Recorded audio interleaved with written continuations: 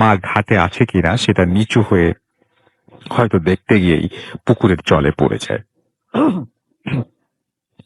এবং দুঃখের বিষয় হলো যে পুকুরের আশেপাশের এলাকা বেশ নির্জন হওয়ার কারণেই বাচ্চাটির চিৎকার কেউ শুনতে পায়নি এবং বাচ্চাটি অস্বাভাবিকভাবেই মারা যায়। বাড়ি ফিরে বাচ্চাটিকে অনেক খোঁজাখুঁজি করে তার মা। পরে বাচ্চাটির লাশ জলে ভেসে ওঠে। এরপর ফ্যামিলিটি স্বাভাবিকভাবেই শোকের ছায়া নেমে আসে এবং পুকুরটিকে তারা পুকুর থেকে তারা দেহটি তুলে সৎকার করার জন্য নিয়ে আসা হয় এবং রাস্তার পাশেই শ্মশানে। কিন্তু এর পরেই আসল সমস্যা শুরু হয়। বাচ্চাটি মারা যাবার পর থেকে প্রতিদিন রাস্তায় নাকি তার মাকে দেখা দিতে শুরু করে। আর 5টা বাচ্চার মতো সেও তার মায়ের কাছে আবদার করে জন্মদিনের, দুর্গাপুজোয় নতুন জামার। তাই স্থানীয়দের নিয়েই জন্মদিনের রাতে, দুর্গাপুজোর সময় নতুন জামা, শীতের নতুন পোশাক পুকুরের জলে ভাসিয়ে দিয়ে আসে তার মা। আস্তে আস্তে ওখানকার লোকেরা ওই পুকুরটি ব্যবহার কমিয়ে দেয়। ঘটনাটি এখানেই শেষ হলে ভালো হতো, কিন্তু এর ঠিক বছরখানেক পরেই একদিন ঠিক একইভাবে নাকি আরো একটি বাচ্চা ওই পুকুরের জলে পড়ে মারা যায়। কিছুদিন পরেই স্থানীয়রা ওই বট গাছের ধারে একটি ছোট মন্দির প্রতিষ্ঠা করে দেয়, যাতে ভবিষ্যতে ওই ধরনের ঘটনা না ঘটে। অনেকের মুখেই নাকি শোনা গেছে এখনো প্রায় সময় বাচ্চা দুটির আত্মা ওই রাস্তায় দেখতে পাওয়া যায় এবং পুকুরটির জল থেকে রাস্তায় উঠে তারা দুজন নাকি সোজা হেঁটে চলে যায় শ্মশানের দিকে। কোনো সময় ওই রাস্তা দিয়ে একা হেঁটে গেলে কিংবা সাইকেল বা বাইক নিয়ে গেলে এই দৃশ্য দেখা যায়। অনেকেই বলে রাস্তা দিয়ে অটো রিক্সা কিংবা ট্রাক নিয়ে যাওয়ার সময় তারা দেখেছে বাচ্চা দুটি রাস্তার ঠিক মাঝ বরাবর দিয়ে আছে এবং তাদের উপর দিয়ে গাড়ি নিয়ে চলে যাওয়া হয়েছে এবং কোনো তারপরেও কোনো কিছু হয়নি আর কি, কোনো ক্ষতি হয়নি, এরকম একটা ব্যাপার। ছায়ার মতো তারা হয়তো দাঁড়িয়ে ছিল, তাদের ওপর দিয়ে গাড়ি চলে গেছে, এরকম একটা ব্যাপার। এবং ঘটনাটি সত্যতা জানতে এবং যাচাই করতে আমি ছোট মাসিকে জিজ্ঞেস করি। ছোট মাসি আমাকে বলে যে ছোট মামা মিলে যখন তারা 10 নম্বরের দিকে কম্পিউটার শিখতে যেত তখন এই ঘটনা ঘটেছিল এবং ওই সময় প্রথম নাকি ভৌতিক কিছুই হয়নি, কিন্তু যত দিন যেতে লাগলো ততই নাকি আস্তে আস্তে লোকজন এই ব্যাপারগুলো ফেস করতে শুরু করলো। ঘটনাটি একদম সত্যি। আমি আরো কয়েকজনকে জিজ্ঞেস করেছি, তারাও একই কথা বলেছে। ভূত এফএমের আমি নিয়মিত শ্রোতা। সম্ভব হলে অসম্ভব ভালো লাগে একটি এই শোটি। একটিও এপিসোড আমি মিস করি না। আমি হয়তো ঠিক গুছিয়ে লিখতে পারিনি, ভুল হলে ক্ষমা করে দেবেন। ভালো লাগলে আমার ঘটনাটি পড়ে শোনাবেন। এরকম আরো ঘটনা রয়েছে, সময় পেলে লিখে পাঠাবো। ভালো থাকবেন। তো এই ছিল মূলত ঘটনা, এবং এই ঘটনাটি লিখে পাঠিয়েছেন কলকাতা থেকে আমাদের একজন, যিনি তার নাম শেয়ার করতে নিষেধ করেছেন, সুতরাং তার নামটি শেয়ার করলাম না। কিন্তু ঘটনাটি খুব অদ্ভুত। এই যে বাচ্চাটি মারা গেল অস্বাভাবিকভাবে এবং তারপরে দেখা দিতে শুরু করলো এবং তার মায়ের কাছে আবদার করলো, এবং তার মা তার জন্মদিনে, দুর্গাপূজার সময় নতুন জামা পুকুরের পানিতে ভাসিয়ে দেয়। এই ব্যাপারটা যতটা দুঃখজনক ঠিক ততটাই রহস্যময়। এবং এলাকার মানুষজন এক সময় একজন বাচ্চার পরে তো আরেকজন বাচ্চা ডুবে যায় পুকুরে, এবং দুজনকে এক সময় দেখতে শুরু করে। ব্যাপারটা খুব অদ্ভুত লেগেছে আমার কাছে। আশা করছি আপনাদের কাছেও সামান্য অদ্ভুত লেগেছে। তো যাই হোক, আমি এখন যেটা করব সেটা হচ্ছে সরাসরি চলে যাবো আমাদের অতিথির কাছে।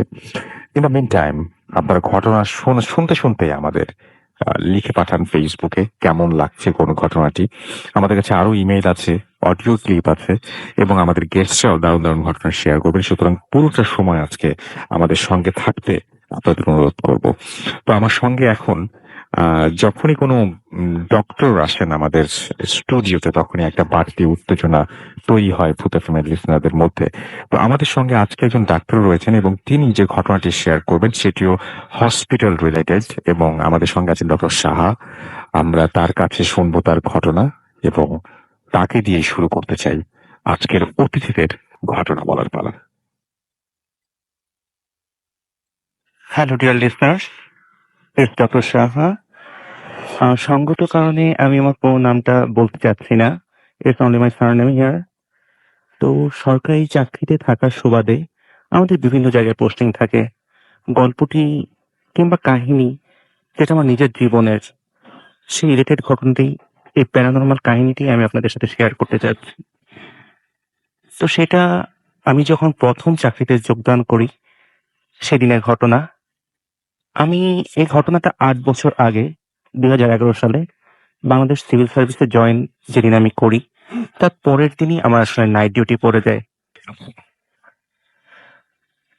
আমি যে জায়গায় আমার পোস্টিং ছিল, সঙ্গতের কারণে আমি নামটা উল্লেখ করতে চাচ্ছি না। শুধু এতটুকু বলছি, এটি একটি মুন্সিগঞ্জ জেলায় আচ্ছা, উপজেলা একটি হেলথ কমপ্লেক্স, সেখানকার ঘটনা। তো ঘটনা শেয়ার করার আগে আমার যেখানে ডাক্তারদের থাকার জায়গাটা, সেই জায়গাটা একটু যদি বর্ণনা করি, বাকি অংশটুকু আপনাদের কাছে পুরোটাই ক্লিয়ার হয়ে যাবে। ডাক্তারদের যে ডিউটি রুমটা সেটা ছিল আমাদের ২ তলায়, হাসপাতাল ভবনের ২ তলায় একটি লবি, লবির শেষ মাথায়। লবি শেষ মাথার ১ম দিকে ছিল, লবির একদিকে ওয়ার্ড এবং একদম শেষ মাথায় ডিউটি ডক্টরস রুম, এবং তার পাশে হলো যে একটি পরিত্যক্ত অপারেশন থিয়েটার। আচ্ছা, তো ওয়ার্ড এবং আমাদের ডক্টরস রুমের মাঝখানে একটি গেট আছে, যেটি ভেতর থেকে লাগানো যায়। তো যেদিন আমার ডিউটি পড়লো, দ্যাট মিনস আমার জয়েনিং এর পরের দিন, আচ্ছা, আমি সেই এলাকা সম্পর্কে কিংবা সেই হেলথ কমপ্লেক্স সম্পর্কে আমার ধারণা খুব একটা ছিল না। সেটাই স্বাভাবিক। জি রাসেল ভাই। তো যখন আমাদের ইমার্জেন্সিতে ডিউটি থাকে রাতে, জি, আবার ভিতরে যে আমাদের রোগী থাকেন ওয়ার্ডে, সেগুলো আমাদের দেখতে হয়। তো আমাদের যদিও রেস্ট নেওয়ার কথা না, তো সবকিছু শেষ করে আমি একটু ক্লান্ত হয়ে যাই, এবং আমাদের যিনি এসিসিএমআর, যাকে পুরো ভাষায় বলতে হয় sub assistant community medical officer, তিনি একজন বয়স্ক মানুষ ছিলেন। তো তিনি আমাকে বললেন, স্যার আপনি কি থাকতে পারবেন কিনা একা? আমি বললাম, ইটস ওকে। নতুন নতুন জয়েন করেছি তো, রক্ত গরম ওই সময়, হ্যাঁ, খুব একটা বোঝার কথা না সবকিছু। তো আমাকে বললেন, আচ্ছা ঠিক আছে স্যার, যান, যদি কোনো ইমার্জেন্সি হয় আমি আপনাকে ফোন করব। আমাদের ডক্টরস একটা নাম্বার থাকে, সেই নাম্বারে ফোন আসে। তো আমি উপরে ওয়ার্ডে রোগী যেগুলো আছে ফলো আপ দেওয়া দরকার, যেগুলো একটু ইমার্জেন্সি, সেগুলো দেখে আমি আমার রুমে চলে আসলাম। সিস্টারকে বলে যে যদি কোনো ইমার্জেন্সি হয় আপনি আমাকে প্লিজ জানাবেন। তো আমি ভিতর থেকে, যেটা আমি আপনাকে আগেই বলেছিলাম আপনাদের রাসেল ভাই, সেটা হলো যে মাঝখানে আটকানো যায় তালা দিয়ে, চাবি দিয়ে। আমি তালা দিয়ে আটকে আমি আমার রুমে, মানে জাস্ট রেস্ট নেওয়ার জন্য রুমটায় আসি। তারপর যেটা হলো, আমি জাস্ট তন্দ্রাচ্ছন্ন, সারাদিন খাটুনির পর একটু তন্দ্রাচ্ছন্ন হয়ে গেছিলাম। আমার দরজায় নক হলো, টক টক টক টক টক টক, জাস্ট ২ থেকে ৩ বার। আমি ফার্স্টে তন্দ্রাচ্ছন্ন ছিলাম, বুঝতে পারলাম না যে ঘটনাটা আসলে কি হচ্ছে। তারপর যখন আমার তন্দ্রাটা চলে গেল, আবার দরজায় নক, টক টক টক। তো ঘটনাটা কি হচ্ছে? কারণ তখন আমার মনে পড়ল যে দরজায় নক করার কোনো উপায়ই থাকার কথা না। কারণ যে মাঝখানে যে গেটটা আছে, সেই গেটটা আমি নিজ হাতে বন্ধ করেছি, এবং কারো আসারও কথা না। কিন্তু তারপরও আমি এখানে নতুন, হয়তো কোনো অল্টারনেট ওয়েতে পেশেন্ট পার্টি যদি কোনো ইমার্জেন্সি থাকে আমার কাছে আসতেই পারে। তো আবার যখন নক হলো, আমি জিজ্ঞেস করলাম, মানে কে? কিন্তু কোনো কথার অ্যান্সার নাই। তো যখন দেখলাম নক আর বন্ধ হচ্ছে না, আমি আস্তে গেটটা খুলে ফেললাম। বাট গেটটা খোলার পরে আমি যেটা দেখতে পেলাম, just chill is going through my spine. যখন আমি আপনাদের বলছি, কিংবা এই কাহিনীটা যখনই আমি সবার সামনে শেয়ার করি, সেই ঘটনাটা আমার চোখের সামনে ভেসে ওঠে। আর তখনই সেই খারাপ লাগাটা শুরু হয়। আমি দেখলাম যে অপারেশন থিয়েটার কথা আপনাদের বলেছিলাম, পরিত্যক্ত অপারেশন থিয়েটারটা, তার সামনে একজন মধ্যবয়স্ক নারী দাঁড়িয়ে আছে, এবং তিনি জাস্ট হাত দিয়ে ইশারা করছে তার দিকে যেন আসি। মানে এটা তো হওয়ারই কথা না। কোথা থেকে আসবে এই মহিলা? কখনোই কোনো সম্ভব না। আমি জাস্ট স্টান্ট হয়ে তার সামনে দাঁড়িয়ে রইলাম, আমার গেটটার সামনে। তো আস্তে, আস্তে, আস্তে এরপর যেটা দেখলাম, আমাদের, যেটা আমি বলতে ভুলে গিয়েছি, সেটা হলো যে আমাদের যে থাকার জায়গা, তার পাশে একটা পুকুর ছিল। মজা পুকুরই বলেন। আস্তে আস্তে গ্রিল দিয়ে সেই নারী প্রতিমাটা কিংবা নারী মূর্তি যাই বলেন, সেই গ্রিল দিয়ে আস্তে আস্তে আস্তে আস্তে বাইরে চলে সেই পুকুরের জলে আস্তে আস্তে মিশে গেল। আমি আস্তে আস্তে আমি আমার রুমে ফিরে আসলাম। সারাটা রাত না ঘুমিয়ে আমি জেগে রইলাম। পরদিন সকালবেলা আমি আমার যিনি সিনিয়র আছেন, সিনিয়র কলিগ, আরএমও, তাদের সাথে ব্যাপারটা আমি শেয়ার করলাম যে আমি এরকম একটা প্যারানরমাল একটা অবস্থার মুখোমুখি হয়েছি। ব্যাপারটা আসলে কি?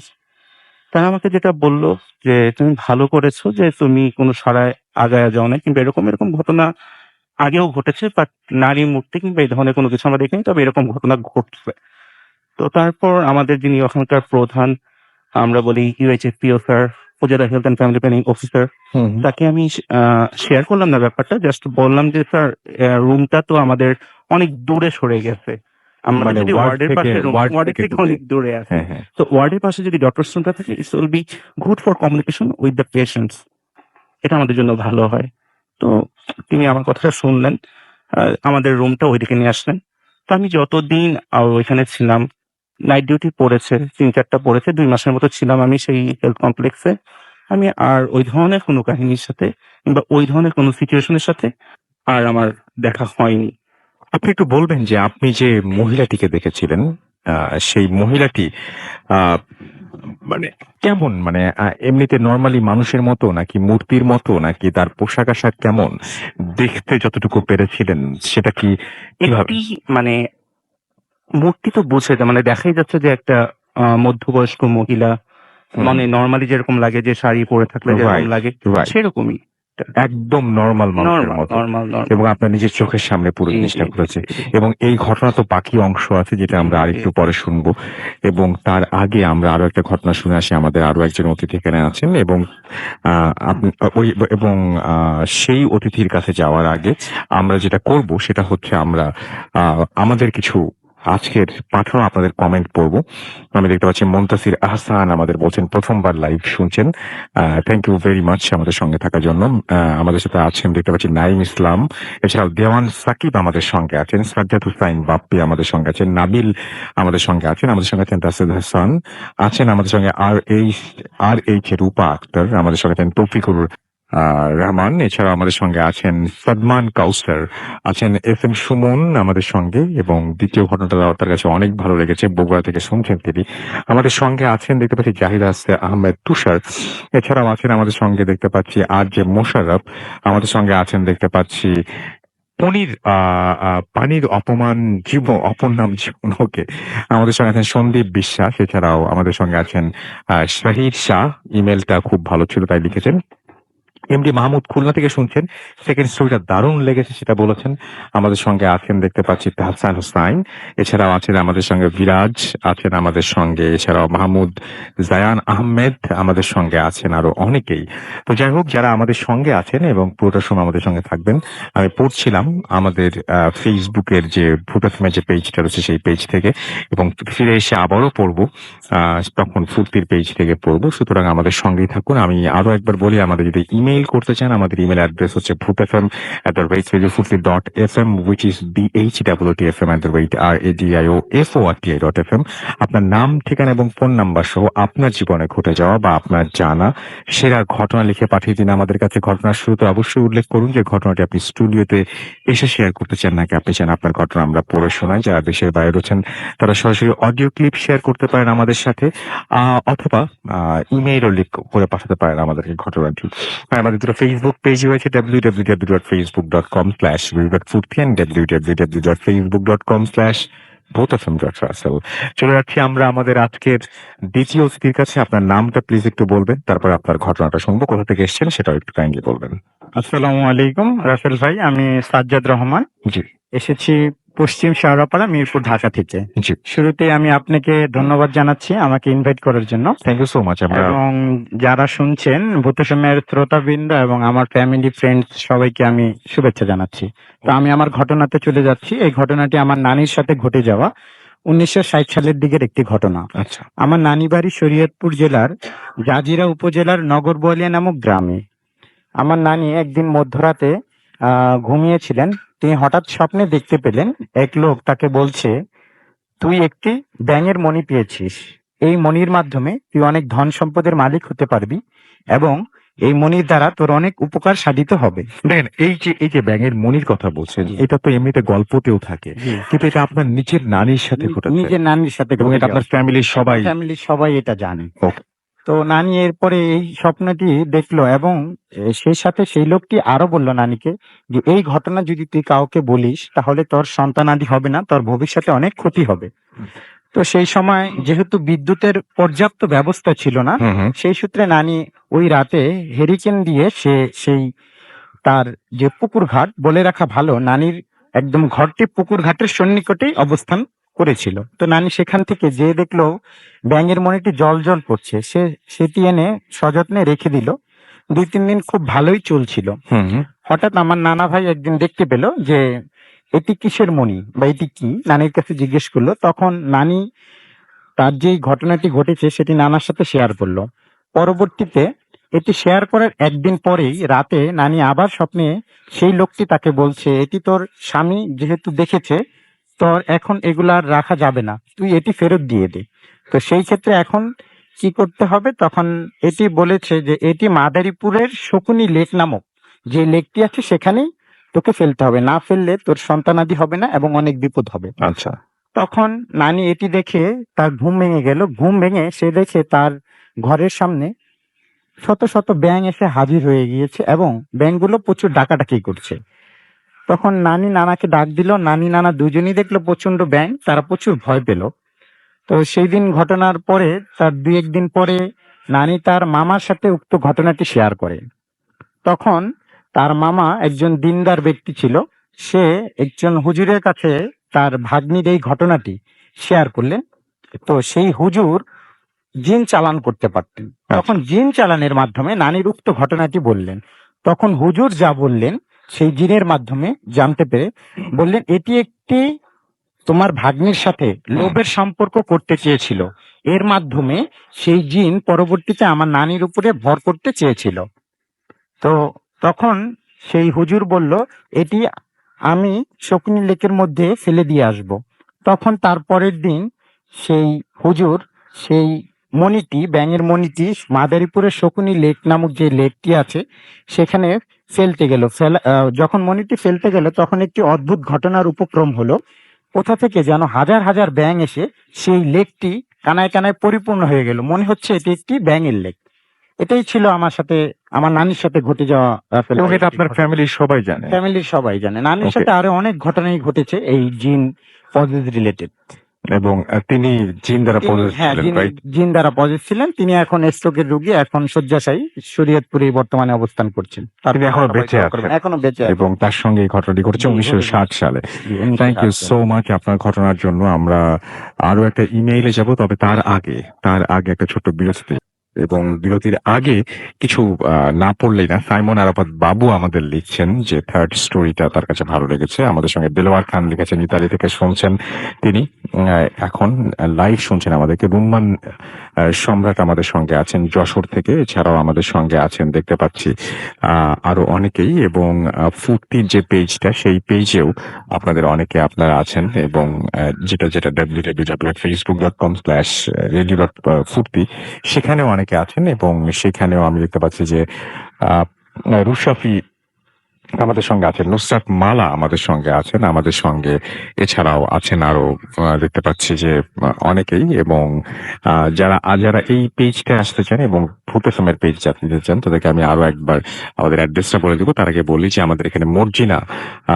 মায়েশা, মিষ্টি আমাদের সঙ্গে আছেন, আরিফ আফ্রেদি, এছাড়াও তসলিম মাহবুব হৃদয় আমাদের সঙ্গে আছেন, সিনথিয়া আফরিন, মিতু আমাদের সঙ্গে আছেন, এবং আজিমপুর থেকে শুনছেন মিম আক্তার আমাদের সঙ্গে আছেন, এবং আমাদের সঙ্গে তিনি বলছেন যে গত সপ্তাহের এই সময় আমি আপনাদের স্টুডিওতে বসেছিলাম, আজ মনে পড়ছে সেই কথা।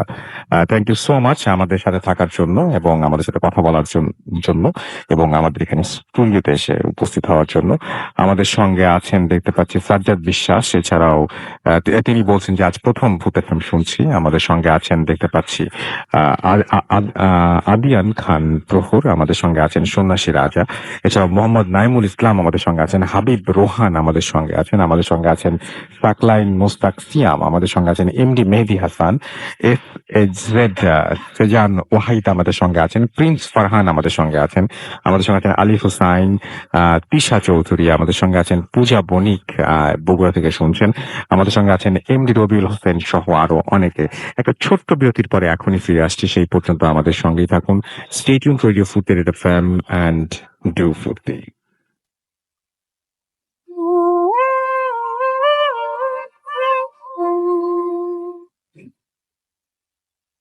Yes, the night comes alive with coming phone শুনছেন রেডিও ফুর্তি রেড এফএম। আমি রাফেল আছি সাথে, আমার সাথে রয়েছে মাসুম ভাই এবং আজকের অতিথিরা, এবং চলছে ভূত এফএম।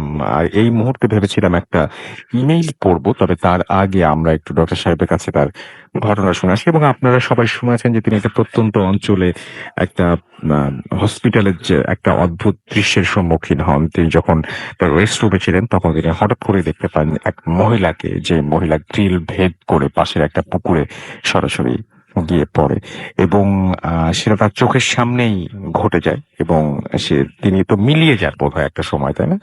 তো যেটা যেটা মিলিয়ে যান। তো এই ঘটনাটা উনি ভেবেছিলেন যে ওই জায়গার সমস্যা, কিন্তু পরবর্তীতে তার সাথে কি ঘটলো এখন সেটা শুনবো আমরা। তো ডক্টর সাহা, আমরা শুনি আপনার ঘটনার বাকি অংশটা। জি রাসেল ভাই, that would be okay, if that happened or finished at that time, কিন্তু সেটা হলো না। তো আমার মনে যেটা প্রশ্ন ছিল সেটা হলো, is that place really haunted, or is something going to happen with me? তো যেটা হলো সেটা হলো, আমি ওই জায়গায়, জি বলেন। ওই জায়গাটা আমি যেটা বলছিলাম যে আমি ওখানে ২ মাসের মতো ছিলাম। তো ২ মাস পর আমার পোস্টিং চেঞ্জ হয়ে যায় এবং আমি ঢাকার একটি হাসপাতালে আমি আবার আমার কর্মজীবন যেটা আমাদের আছে সেটা চলতে থাকে। সেখানে আমার পোস্টিং ছিল। এই ঘটনাটাও একইভাবেই হলো। সেদিনও আমার একটি নাইট ডিউটি ছিল। ওটাও একটি পুরনো হাসপাতাল। সঙ্গত কারণে সেই হাসপাতালের নাম আমি এখানে বলতে না, পারছি না। বলার দরকারও নাই। তো সেখানে আমার নাইট ডিউটি চলছিল। তো আমি একইভাবে একদিন রাতের বেলা ডিউটি করছি। এ সময় হলো যে কোনো একটি কারণে আমি আমার রুমে যাই। ওই সময়ও ৩টা ৩:৩০ এরকম বাজে। তো আমি যখন রুমটা খোলা রেখে আমি জাস্ট ওয়াশরুম থেকে বের হই, আমি ঠিক সেই নারী মূর্তিকে আবার আমার সামনে দেখি। She didn't cause any harm to me. I was only seeing her, that's all. তিনি আবার আস্তে, যে রেলিংটা ছিল সেটা দিয়ে মিলিয়ে যান। তো যেটা এই ঘটনাটা হওয়ার পর আমি উনাকে ফ্রিকোয়েন্টলি দেখতে থাকি। মানে তিনি আছেন। সে আমার আচ্ছা। কোনো হার্ম করছেন না, বাট তাকে আমি দেখতে থাকি। যেখানেই আমি যাই কিছুদিন পর, এমন না কোনো নির্দিষ্ট সময় আছে। রাতেই একটি নির্দিষ্ট সময় ৩টা থেকে ৩:৩০। যেমন আমি একটা উদাহরণ দিই, আমার ওই সময় পোস্ট গ্রাজুয়েশন একটা এক্সাম ছিল।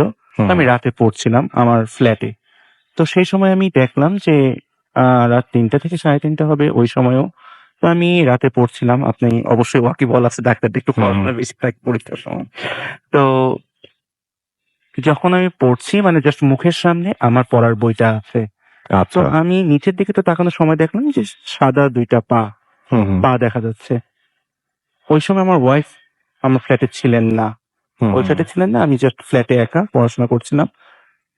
যখন আমি আমার সামনে থেকে বইটা সরিয়ে ফেললাম চোখের সামনে থেকে, that lady was standing in front of me. তো সেই সময় আমি just The same lady, right? Same lady, মানে অন্য কেউ না, উনিই ছিলেন। তো আমি এটার সাথে আস্তে হ্যাবিচুয়েটেড হয়ে গিয়েছিলাম যে আমি তাকে দেখবই। কিন্তু ওইদিন ফ্ল্যাটে আমি একা ছিলাম বলতে গেলে। আর আমার ব্রাদার ইন ল ছিলেন। তিনি আলাদা ঘরে ঘুমাচ্ছিলেন। তো আমি দেখার পর সে আস্তে চলে গেল। এরকমই কয়েকবার ঘটনার সাথে আমি আস্তে হ্যাবিচুয়েটেড হয়ে গেলাম। আমার ফাদার তিনিও একজন ডক্টর। তিনি এই ব্যাপারগুলো খুব একটা বিশ্বাস করতেন না। আচ্ছা। ব্যাপারগুলো যে এরকম হচ্ছে। কিন্তু পাশাপাশি যেটা দেখা গেল আমার স্লিপ ডিসঅর্ডার ডেভেলপ করলো এই ঘটনা হওয়ার পর থেকে আমার জীবনে। যে মনে করেন যে আমি পাশে যিনি আছেন তাকে আমি চিনতে পারছি না ঘুমের ঘোরে, কিংবা হঠাৎ করে উত্তেজিত হয়ে যাচ্ছি, এইরকম ব্যাপারগুলো। মানে জিনিসগুলো আমার জন্য খুব সুখকর ছিল না, কিংবা আমার আশেপাশের মানুষদের জন্য। তো আমার ফাদার ইন ল তিনি কিছুটা আমার সাথে কথা বলার পর ব্যাপারগুলোর সাথে একটু তার কাছে মনে হলো জিনিসটা something paranormal is going here. তো তিনি আমার ব্যাপারগুলো নিয়ে একজন কুমিল্লার দিকে হুম। একজন সন্ন্যাসী টাইপের বলেন এরকম একজনের সাথে, একজন সাধু পুরুষ, তার সাথে ব্যাপারগুলো নিয়ে একটু ডিসকাস করলো এবং আমার ব্যাপারে বলল। তো তিনি ওখান থেকে যেটা বুঝতে পারলেন যে সেটা আমি একজন ডক্টর হলেও আমার কাছে যেটা বলতে বাধ্য হচ্ছি যে প্যারানর্মাল ব্যাপারটা হচ্ছে, তিনি যেটা খুঁজে বের করলেন আমার সাথে পরিপ্রভাব আছে, পরির একটা কানেকশন আছে। যিনি আমাকে পেয়েছিলেন অনেক ছোট থাকতে। হুম। অনেক ছোট থাকতে আমি আমার দেশের বাড়িতে কোন নদীর পাশে আমি যাচ্ছিলাম, সেই সময় আমি তার চোখে পড়ি এবং সেই সময় থেকে উনি কোনো না কোনো ভাবে আছেন, বাট এটা এত প্রকট হয় নাই। হুম। সেই সময় থেকে যে ফার্স্ট আমি ইনসিডেন্টটা বলেছিলাম হুম, হুম, সেই উপজেলা হেলথ কমপ্লেক্সে, সেখান থেকে ফার্স্ট দেখা যায়। তারপর থেকে উনি একটা জাস্ট তাবিজের মতো কিংবা বন্ধনী জাতীয় উনি আমাকে কিছু অ্যাপ্লাই করতে বলেন। হুম, হুম। সেই জিনিসটা আমি পড়ায় মানে শরীরে নেওয়ার পর থেকে তাকে আর দেখি না। বাট দেখি না বললেও আমি ফিল করি যে আমি একা না। আমি যখন একটা জায়গায় থাকি কিংবা কোনো একটা আলাদা ফ্ল্যাটে থাকি কিংবা কোনো জায়গায় মনে করেন এরকম ডিউটি থাকে, আমি ফিল করি আমার আশেপাশে কেউ আছে। আমি একা না। এরকম একটা ফিলিং আমার সবসময় কাজ করে। এবং এই জিনিসটাকে মনে করেন যে প্রতি বছর রূপোর জলে ধুয়ে আবার আমাকে পড়তে হয়। এটা প্রতি বছরই করতে প্রতি হয়। বছর I was wondering যে মানে সিন্স ইউ আর ডক্টর, আপনি বলছিলেন যে আপনার পড়াশোনাও ওই সময় অনেক প্রেশার ছিল। হুম। তো আপনার কাছে আমার একটাই মানে জাস্ট আমার কাছে মনে হলো জিজ্ঞেস করি যে আপনি হয়তো ভালো উত্তর দিতে পারবেন এটা। সেটা হচ্ছে যে আপনার কেন ওই সময়টা মনে হলো না যে এটা হয়তো স্ট্রেস থেকে এই অ্যাংজাইটিটা হচ্ছে বা এরকম না, ধরনের, এটা যেহেতু হলো যে since you are a doctor, হ্যাঁ, হ্যাঁ। তো আপনার কেন এরকম না মনে হয়ে কেন আপনি জিনিসটাকে একটু প্যারানরমাল বলে ধারণা করতে পারলেন বা কারণ যখন এটা ১ম শুরু হয় কিংবা হ্যাঁ, অন্যান্য আমি এটাই সময় জানতে আমি চাচ্ছি। যখন হ্যাঁ, দেখি, সেই হ্যাঁ। সময় তো আমার পড়াশোনার কোনো স্ট্রেস ছিল না। আমি জাস্ট আচ্ছা, একটা ইনসিডেন্ট বললাম যে আমার ওই সময় পরীক্ষা ছিল। এটা আচ্ছা। একটা এক্সাম্পল যে একটা অনেকগুলো ঘটনার মধ্যে একটা সময়। হুম, ওই সময় আমি তাকে নিয়েছি। It's also an example Rasel ভাই। হুম, হুম। মানে স্ট্রেসের সাথে যদি হতো, আমি কিন্তু জিনিসটা অনেক লজিক্যালি চিন্তা আচ্ছা, করেছি। আরেকটা কোয়েশ্চেন আমার কাছে আছে যে আপনি সবসময় বলছেন যে কেউ আপনি ইউ আর নট অ্যালোন। আপনার Yes, সবসময় মনে হচ্ছে কেউ না কেউ আপনার সঙ্গে জি। আছে। এই ফিলিংটা কি একা থাকলে হয় নাকি সবসময় আপনার মানে আপনার সাথে যখন কেউ থাকে তখন আপনার হঠাৎ মনে হয় যে না কেউ একজন আছে আপনার না, সাথে? জিনিসটা হলো যে আমি যখন আমার ফ্ল্যাটে একা থাকি, হ্যাঁ, সেই সময়টা আমি ফিল করি যে আমার আশেপাশে কেউ আছেন। আমার কোনো হার্ম কিন্তু হচ্ছে না। সেটা তো হ্যাঁ, কোনো বুঝতেই পারছি। ধরনের হার্ম আমার সে করতেছে না। বাট আপনি ফিল বাট আমি ফিল করতেছি আমি একা না। এটা কিন্তু অনেক অস্বস্তিকর একটা ব্যাপার। খুবই যে আমি জানি যে কেউ নাই। বাট আমি ফিল করতেছি আমার আশেপাশে কেউ আছেন। কোন সময় যিনি আছেন সেটা কি সেই মহিলাই বলে মনে হয় আপনার নাকি অন্য কারো কথাও মনে আমি তো হয় আর কোনো কাউকে সময়? দেখিনি ভাইয়া। এইভাবে কোন সময় দেখেননি। না, বাট না, না, আপনি আমি ফিল তো করতে একজনকেই দেখছি। আর কেউ তো কিন্তু আপনি ছিল না। ফিল করতে পারেন যাকে তাকে আজ পর্যন্ত তার সাথে আপনার দেখা হয় নাই। বাট আপনি মনে না, না, করতে আমি তো ১ম এই যে না, আমি তা বলছি না। আমি বলছি যে আপনার যে সবসময় মনে হয় যে আপনি একা না। জি। হ্যাঁ, তো এটা মানে সেকেন্ড কাউকে তো আপনি আর কখনো দেখেননি। না, ওই একজনকেই দেখেছেন। একদমই। এবং তারপর থেকে আপনার তো এই ঝামেলাটা শুরু হয়েছে তো তারপর থেকেই। যখন জি। ওই ১ম ঘটনার পর ওই থেকে ঘটনার ফার্স্ট পর থেকে। ওই ইনসিডেন্টটা। আচ্ছা, আমার আচ্ছা। তখনই সন্দেহ ছিল যখন আমার সিনিয়র কলিগকে জিজ্ঞেস হ্যাঁ, করি হ্যাঁ, হ্যাঁ। যে এরকম প্যারানরমাল কিছু তারা দেখছে কিনা। তারা কিন্তু জিনিসটা হ্যাঁ বলেছে, বাট কোন নারী মূর্তির কথা বলে নাই। একেকজন হয়তো একেক রকম ভাবে একেক দেখেছে। রকম দেখছে, কিন্তু নারী হ্যাঁ, মূর্তি কিছু নেই। তো আচ্ছা। যেহেতু উনি আমার সাথে রয়েই গেল, হ্যাঁ, আমি যখন আমার পোস্টিং চেঞ্জ হচ্ছে, বাট উনি কিন্তু আমাকে পাচ্ছে না। এখনো একইভাবে পর্যন্ত সেই একই অবস্থা। একই অবস্থা, এখন কিন্তু আমি দেখি না তাকে। জাস্ট আচ্ছা, ইটস দ্য ফিলিং। আচ্ছা, ওকে। এবং আপনার আপনি যতটুকু শুনেছেন সেই ভদ্রলোকের কাছ থেকে তিনি বলেছেন যে এটা একটা পরীর প্রভাব, তাই তো? প্রভাব, এবং সেটা হলো যে অনেক ছোটবেলায় উনি আমাকে যখন দেখছে হুম। তখন থেকেই ছিল। এবং সেটা কখনো প্রকট হয়নি, বাট সামনে আসে নাই। আচ্ছা, এই যে এই ফিলিংটা আপনি ভয় পান না কোনো সময়, মানে ভয় লাগে না? অস্বস্তি। অস্বস্তি লাগে বেশি। কারণ আমি ভয় পাই না এই কারণে যে তিনি ওরা আমাকে হার্ম কোনো হার্ম করছে না। করে নাই। রাইট, তিনি কিন্তু আমার কখনো কোনো হার্ম করে নাই। এইজন্য তার সেই ভয়টা নেই। রাইট।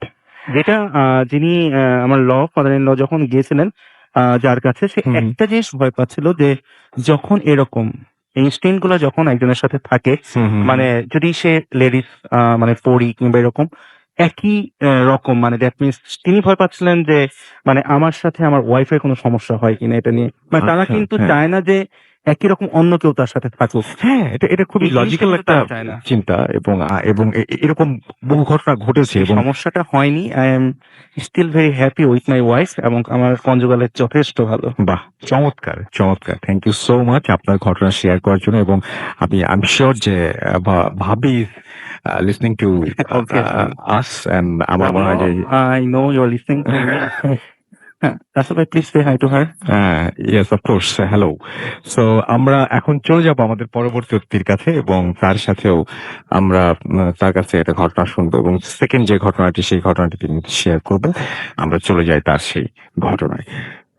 আর একবার আপনার নামটা প্লিজ একটু সবার আগে শেয়ার করবেন, তারপর আপনি কোথা থেকে এসেছেন সেটা শুনবো এবং তারপর আপনার ঘটনায় যাব। এগেইন আমি সাজ্জাদ রহমান, জি। পশ্চিম শেওড়াপাড়া, মিরপুর। জি। যে আমি যে সেকেন্ড যে স্টোরিটা বলবো, এটাও আমার নানির সাথে ঘটে যাওয়া একটি ঘটনা। তো এই ঘটনার একটু প্রেক্ষাপট না বললেই নয় রাসেল ভাই। নানি যখন নববধূ হয়ে আমার নানা বাড়িতে আসলো, তখন তার 2-3 মাসের মধ্যে ঘটে গেল এই ঘটনাটি। নানি যখন তার বাবা বাড়ি মাদারীপুর থেকে যখন শরীয়তপুরে আসে, তখন যাতায়াত ব্যবস্থা এটা 1900 আপনার 55-60 সালের দিকের ঘটনা। ওই সময় যোগাযোগ ব্যবস্থা এত ভালো ছিল না। তো যেই কারণে দেখা যেত নানুদের বাড়ি থেকে যে লঞ্চ ঘাট, তার দূরত্ব প্রায় 2 ঘন্টার মতো এবং এটা আচ্ছা। পুরো হাঁটার রাস্তা ছিল। তো বলে রাখা ভালো, গ্রামের বাড়িতে কিন্তু সন্ধ্যা 7টা মানে অনেক রাত। তো সেই সময় আপনার সেই লঞ্চ ঘাট থেকে নানি ছিল, সাথে আমার নানা ছিল, নানার 2টা চাচা ছিল। এই 4-5 জন মিলে তারা বাড়ির উদ্দেশ্যে রওনা হলো। পথিমধ্যে নানি কোনো একটা বড় আকারের গাছের সাথে সে আপনি ধাক্কা খেলো। ধাক্কা খাওয়ার পরে নানি দেখতে পেল লম্বা আকারের একটা বিড়াল। তো এই বিড়ালটি দেখার পরে নানি কিছুটা ভয় পেয়েছে, বাট সেই ওই মাত্র বিড়ালটি দেখেছে, আর কেউ বিড়ালটি দেখেনি। এটি ছিল এই ঘটনার মানে লিঙ্কেজ যদি আমি বলি, তাহলে এই ঘটনার সাথে এটি একটি যুক্ত করা যায়। তো নানি এরপরে বাসায় চলে আসে। এরপরে তার সাথে কিছু অদ্ভুত ঘটনা ঘটে, যেমন সে আপনার দেখা যেত ভর দুপুরে পুকুর পাড়ে বসে রয়েছে। দেখা গেছে সন্ধ্যাবেলা সেই তেঁতুল গাছ আমরা জানি যে অনেক চিকন থাকে, সেই তেঁতুল গাছের একদম মগডালে সে বসে আছে। তো এরকম কিছু অদ্ভুত ঘটনা ঘটতো। তো এই ধরনের ঘটনার ফলে সে দেখা যেত অনেক ছোট ছেলে মেয়েদেরকে প্রহার করছে। তো এই ধরনের ঘটনা দেখার পরে আমার যে নানার বাবা, সে ভাবলো যে আমরা কিছু হুজুর বা কবিরাজ এই টাইপের লোক দ্বারা দেখি সমাধান করতে পারি কিনা। আচ্ছা। যখন অনেক আলেম ওলামা, অনেক কবিরাজ দিয়েও চেষ্টা করার পরে হচ্ছিল না, পরবর্তীতে নানির যে মামা, উনি একজন দিনদার ব্যক্তি, না আমি প্রথম ঘটনাতেই বলেছি। তো উনি তখন ঢাকা থেকে মাদারীপুর যাওয়ার উদ্দেশ্যে লঞ্চে ওঠেন। তো লঞ্চে উনি প্রতিমধ্যে একজন দরবেশ লোকের সঙ্গে তার পরিচয় হয়। কিভাবে পরিচয় সেটা না বললেই নয়। সেই দরবেশ যখন দরবেশের কাছে লঞ্চ কর্তৃপক্ষ ভাড়া চাইতে আসলো, তখন সেই দরবেশ বলছিল যে আমার কাছে পর্যাপ্ত টাকা নেই, তাই আমি তোমাকে টাকা দিতে পারছি না। তখন লঞ্চ কর্তৃপক্ষের সাথে এক কথায় 2 কথা তাদের সঙ্গে বাদানুবাদ হয়। তো বাদানুবাদ হওয়ার পরে তো দরবেশ আপনার একটি দোয়া বা কালাম যাই বলি, সেটা করার মাধ্যমে সে লঞ্চটিকে বন্ধ করে দেয়, চলন্ত লঞ্চটিকে বন্ধ করে দেয়। তখন লঞ্চের যারা যাত্রী ছিল তারা সবাই হা হুতাশ করে, কি হলো, হঠাৎ রাতের বেলা এরকম নদীর মাঝে লঞ্চ হঠাৎ বন্ধ হয়ে গেল, ভালো চলছিল। তখন সবাই ওই দরবেশের কাছে আকুতি মিনতি করে যে আপনি প্লিজ এই লঞ্চটিকে চলার ব্যবস্থা করে দিন। তো সেই দরবেশ সম্পর্কে না বললি না, সেই দরবেশ এসেছিল নাকি ভারতের কামরূপ কামাখ্যা, সেখান থেকে সে নাকি বাংলাদেশে ভ্রমণে এসেছিল। প্রতিমধ্যে ওই নানির মামার সাথে দেখা। পরবর্তীতে নানির মামা ওই ঘটনার পরে দরবেশের সাথে কথা বলার পরে বলেন যে এমন এমন আমার ভাগ্নির সাথে এই ধরনের ঘটনা ঘটছে, সে তো জিন দ্বারা আক্রান্ত বা জিন দ্বারা পজেস, আপনি কি এর সমাধান করতে পারবেন? বলেন, হ্যাঁ চলেন তাহলে আপনার সাথে আমি যাই। বলে রাখা ভালো যে নানির বাবা বাড়ি মাদারীপুর শহরে। তো সেই আহ আহ দরবেশ ব্যক্তিটি নানির মামার সাথে সেই মাদারীপুর ওনাদের বাসায় গেল, যে নানিকে দেখলো। নানিকে দেখার পরে বলল, মা তোমাকে আমি একটি কাজ দিব, এই কাজটির মাধ্যমে আমি জানতে পারবো যে তুমি জিন দ্বারা আক্রান্ত কি না। তখন সে তার হাতে একটি আহ দা টাইপের একটা অস্ত্র দিল। সেই অস্ত্র দিয়ে বলল যে তুমি একটি এই লম্বা কলা গাছের পাতাটা কাটবে। এই কাটার মাধ্যমে আমি দেখতে পারবো তুমি কি আসলেই জিন দ্বারা আক্রান্ত কিনা। তখন সে দেখলো একটি লম্বা আকারের সেই কলা গাছের পাতাটিকে সে সহজেই কেটে ফেললো। এর মাধ্যমে প্রমাণ হলো যে সে জিন দ্বারা আক্রান্ত। পরবর্তীতে আহ সে বেশ কিছু রিচুয়াল যাই বলি আমরা প্রসেস, সেই প্রসেস করে সে একটি কাচের বোতলে সেই সেই জিনটিকে সে দোয়া কালাম যা বলি আমরা সেটার পড়ার মাধ্যমে সেই জিনটিকে সে বোতলবন্দি করতে পেরেছে, এবং বোতলের যে চিপনিটি বা মুখটি সেটি লাগিয়ে ফেলতে সক্ষম হয়েছিল। পরবর্তীতে সেই বোতলটি নানীদের বাড়ির পাশে একটি গাব গাছ ছিল, সেই গাব গাছের নিচে বোতলটি মাটি দিয়ে চাপা দিয়ে রাখা হয়। তো নানুর সাথে সেই জিনের আক্রান্ত থেকে নানু মুক্তি পেল, কিন্তু জিনের একটা যে আছর সেটা নানির সাথে এখনো অবধি রয়ে গিয়েছে। নানুকে আমরা মাঝে মাঝে দেখতে পাই চোখ বড় বড় লাল করে থাকে, কোরআন শরীফ পড়তে চায় না বা পড়তে পারে না। এরকম নানুর সাথে অনেক ঘটনা ঘটেছে। যদি আমি বলি, আহ 8 থেকে 10 বছর হলো নানির যে বোতলটি যেখানে পুঁতে রেখেছিল সেইখানেই তার ছোট ভাই ওইখানে ঘর তৈরি করার উদ্দেশ্যে ওই গাছটি কেটে ফেলে, এবং বাড়ির যেহেতু আমরা করতে হয়, আমরা রাসেল ভাই জানি যে পাইলিং করতে হয়। তো পাইলিং করার সময় যেহেতু এখানে বিল্ডিং করেছে, আমরা ধারণা করছি যে হয়তোবা বোতলটি ভেঙে গিয়েছে, অথবা বোতলটি মুখ খুলে গিয়েছে, অথবা বোতলটি এখানে অবশিষ্ট নেই। এটাই ছিল রাসেল ভাই ঘটনা আমার। অনেক ধন্যবাদ আপনার ঘটনার জন্য, এবং আশা করছি যে এই ঘটনাটি আপনাদেরও অনেক ভালো লেগেছে। এবং আমি যেটা করব এখন সেটা হচ্ছে আবারও কিছু আমরা যে আপনারা কমেন্ট করছেন সেই কমেন্টে চলে যাব, এবং সেই কমেন্টে আমি প্রথমে যাচ্ছি www.facebook.com/bhutafm.russell এই পেজে, এবং এই পেজে আপনারা অনেকেই লিখছেন আমাদেরকে, এবং যারা এখনো লেখেননি বা কমেন্ট করেননি তারা চলে আসুন এবং আপনারা শেয়ার করুন আপনাদের কথা। আমরা জানতে চাই আপনাদের কাছ থেকে। আমাদের এখানে দেখতে পাচ্ছি সামিয়া সালসাবিল আমাদের সঙ্গে বরিশাল থেকে আছেন, অভিজিৎ গোস্বামী আমাদের সঙ্গে আছেন, এবং তিনি আমাদের সাথে আছেন এই মুহূর্তে। আমাদের সঙ্গে আছেন দেখতে তিনি আমি একটু মেসেজ কিছু কমেন্ট পড়েও ফেলি। সামিয়া যেমন বলতেন যে জিএসসি এক্সাম শেষ, তাই কোনো চিন্তা নেই, আজকে শুধু ভয় পেতে চাই। রক রায়ান আমাদের লিখেছেন ভূত এফএম যখন তিনি পাঠিয়েছিলেন তখনও তিনি ওয়েট করছিলেন ভূত এফএম এর জন্য। MI মুন্না আমাদের সঙ্গে আছেন, লিখেছেন আই লাভ ভূত এফএম, অলওয়েজ সাথে আছি।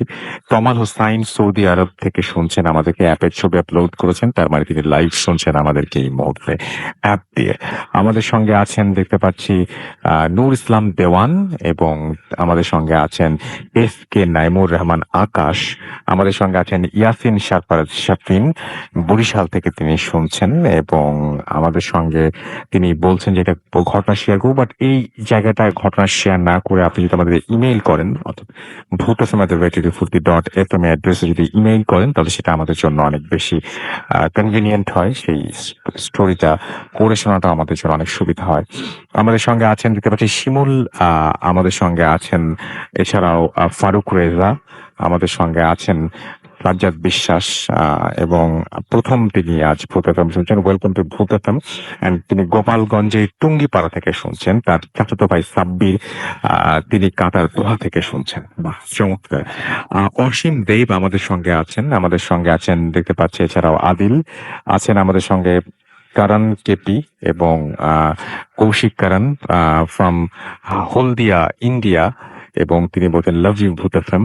আমাদের সঙ্গে আছেন দেখতে পাচ্ছি এছাড়াও মোহাম্মদ আয়মান হাসান আছেন আমাদের সঙ্গে, শতর্ষি মন্ডল আমাদের সঙ্গে আছেন, এমডি সাদিক আমাদের সঙ্গে আছেন দেখতে পাচ্ছি, কাউসার আহমেদ আলম ফাহিম, এমডি রুম্মান সম্রাট আমাদের সঙ্গে আছেন, ইব্রাহিম রাজিন আমাদের সঙ্গে আছেন, তৌহিদ স্বাধীন আমাদের সঙ্গে আছেন, আমাদের সঙ্গে আছেন মিম আখতার আমাদের সঙ্গে আছেন দেখতে পাচ্ছি, অনামিকা অনু, এছাড়াও আমাদের সঙ্গে এস জেড সেজান ওয়াহিদ আমাদের সঙ্গে আছেন, রায়হান আফ্রিদি আমাদের সঙ্গে আছেন, আমাদের সঙ্গে আছেন জাহিদ হাসান শাকিল, এমডি হাসিফ আছেন আমাদের সঙ্গে, আলিফ বিন সাইদ আছেন, এমডি রাজীব আমাদের সঙ্গে আছেন, এমডি নাসিম মল্লিক, সৈকত অর্ণব আমাদের সঙ্গে আছেন, সৌরভ ইসলাম ফাহিম আমাদের সঙ্গে আছেন এবং ছবি আপলোড করেছেন এবং তারা সেখান থেকে শুনছেন।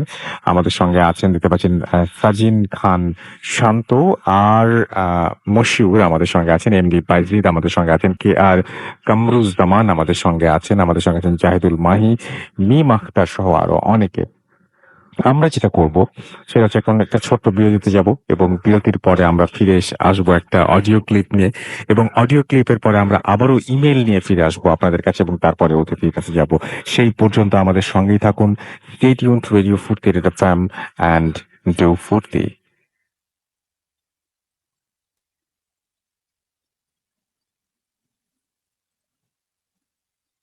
নমস্কার শ্রোতা বন্ধুরা, আমার নাম অংশুমান ঘোষ। সালাম আলাইকুম রাসেল। আমি বেসিক্যালি কলকাতা, কিন্তু এখন কার্যক্রমে আমি ব্যাঙ্গালোরে রয়েছি। আর আমি রেগুলারলি ভূত এফএম শুনি। তো আমি যে ঘটনাগুলো বলছি ওটা খুব it has got a very important and deep impact in my life. এরকম নয় যে আমি খুব ভয় পেয়ে গেছি কিংবা আমার খুব মানে মানসিক কোনো প্রবলেম আছে, এরকম নয়। আগে ভাবতাম হয় কিংবা হয় না, কিন্তু আমি এখন জানি যে এরকম হতে পারে। আর ঘটনাটা এত সিম্পল যে I did not have any others choice to believe in it. তো এটা 2005 এর ঘটনা, 2005-এর ঘটনা। আমি কলেজের নাম বলছি না, জায়গার নাম বলছি না, কেননা I was in north east, Indian north ইস্টে। জায়গাটা এতই ছোট যে ইঞ্জিনিয়ারিং কলেজ ওখানে একটাই আছে। এটা থার্ড ইয়ারের গল্প। 2005-এ আমার সেমিস্টার শেষ হয়। কিছু ছোট ছোট জিনিস বলবো, কেননা এই ছোট ছোট জিনিসগুলো প্রচন্ড ইম্প্যাক্ট আছে গল্পেতে। তো আমাদের কলেজের সামনে আমাদের হোস্টেল।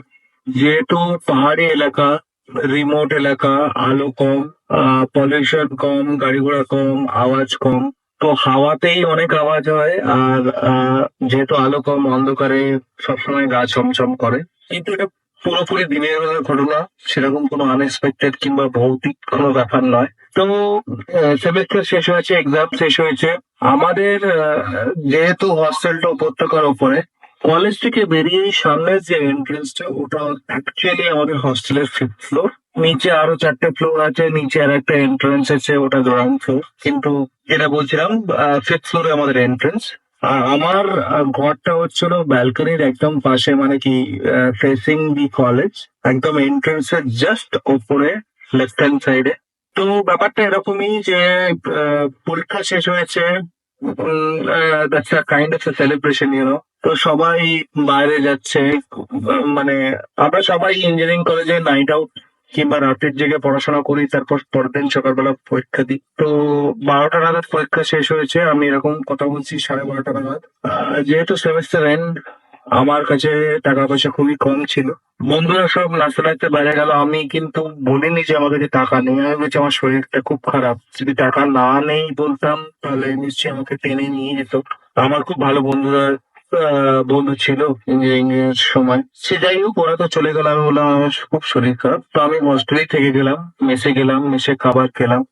একটা ছোট জিনিস বলে রাখি, হস্টেলে কখনো দরজা লক করতে নেই, সেটাই নিয়ম। দরজা লক করা মানে হচ্ছিল ভেতরে সিগারেট খাচ্ছি কিংবা কোনো ভালো খাবার খাচ্ছি কিংবা কোনো দুষ্টুমি করছি, যার জন্য দরজাটা লক। যদি ঘুমোতে হয় তাহলে দরজা খোলা রেখেই ঘুমানো ভালো। তার কারণ হচ্ছিল ততক্ষণ নক করা হবে যতক্ষণ না আমি ঘুম থেকে উঠে দরজাটা খোলা করি, মানে খুলে দিই। সে যাই হোক, কিন্তু এই পার্টিকুলার সময় এটা একটা রিটেন অর আনসেড রুল।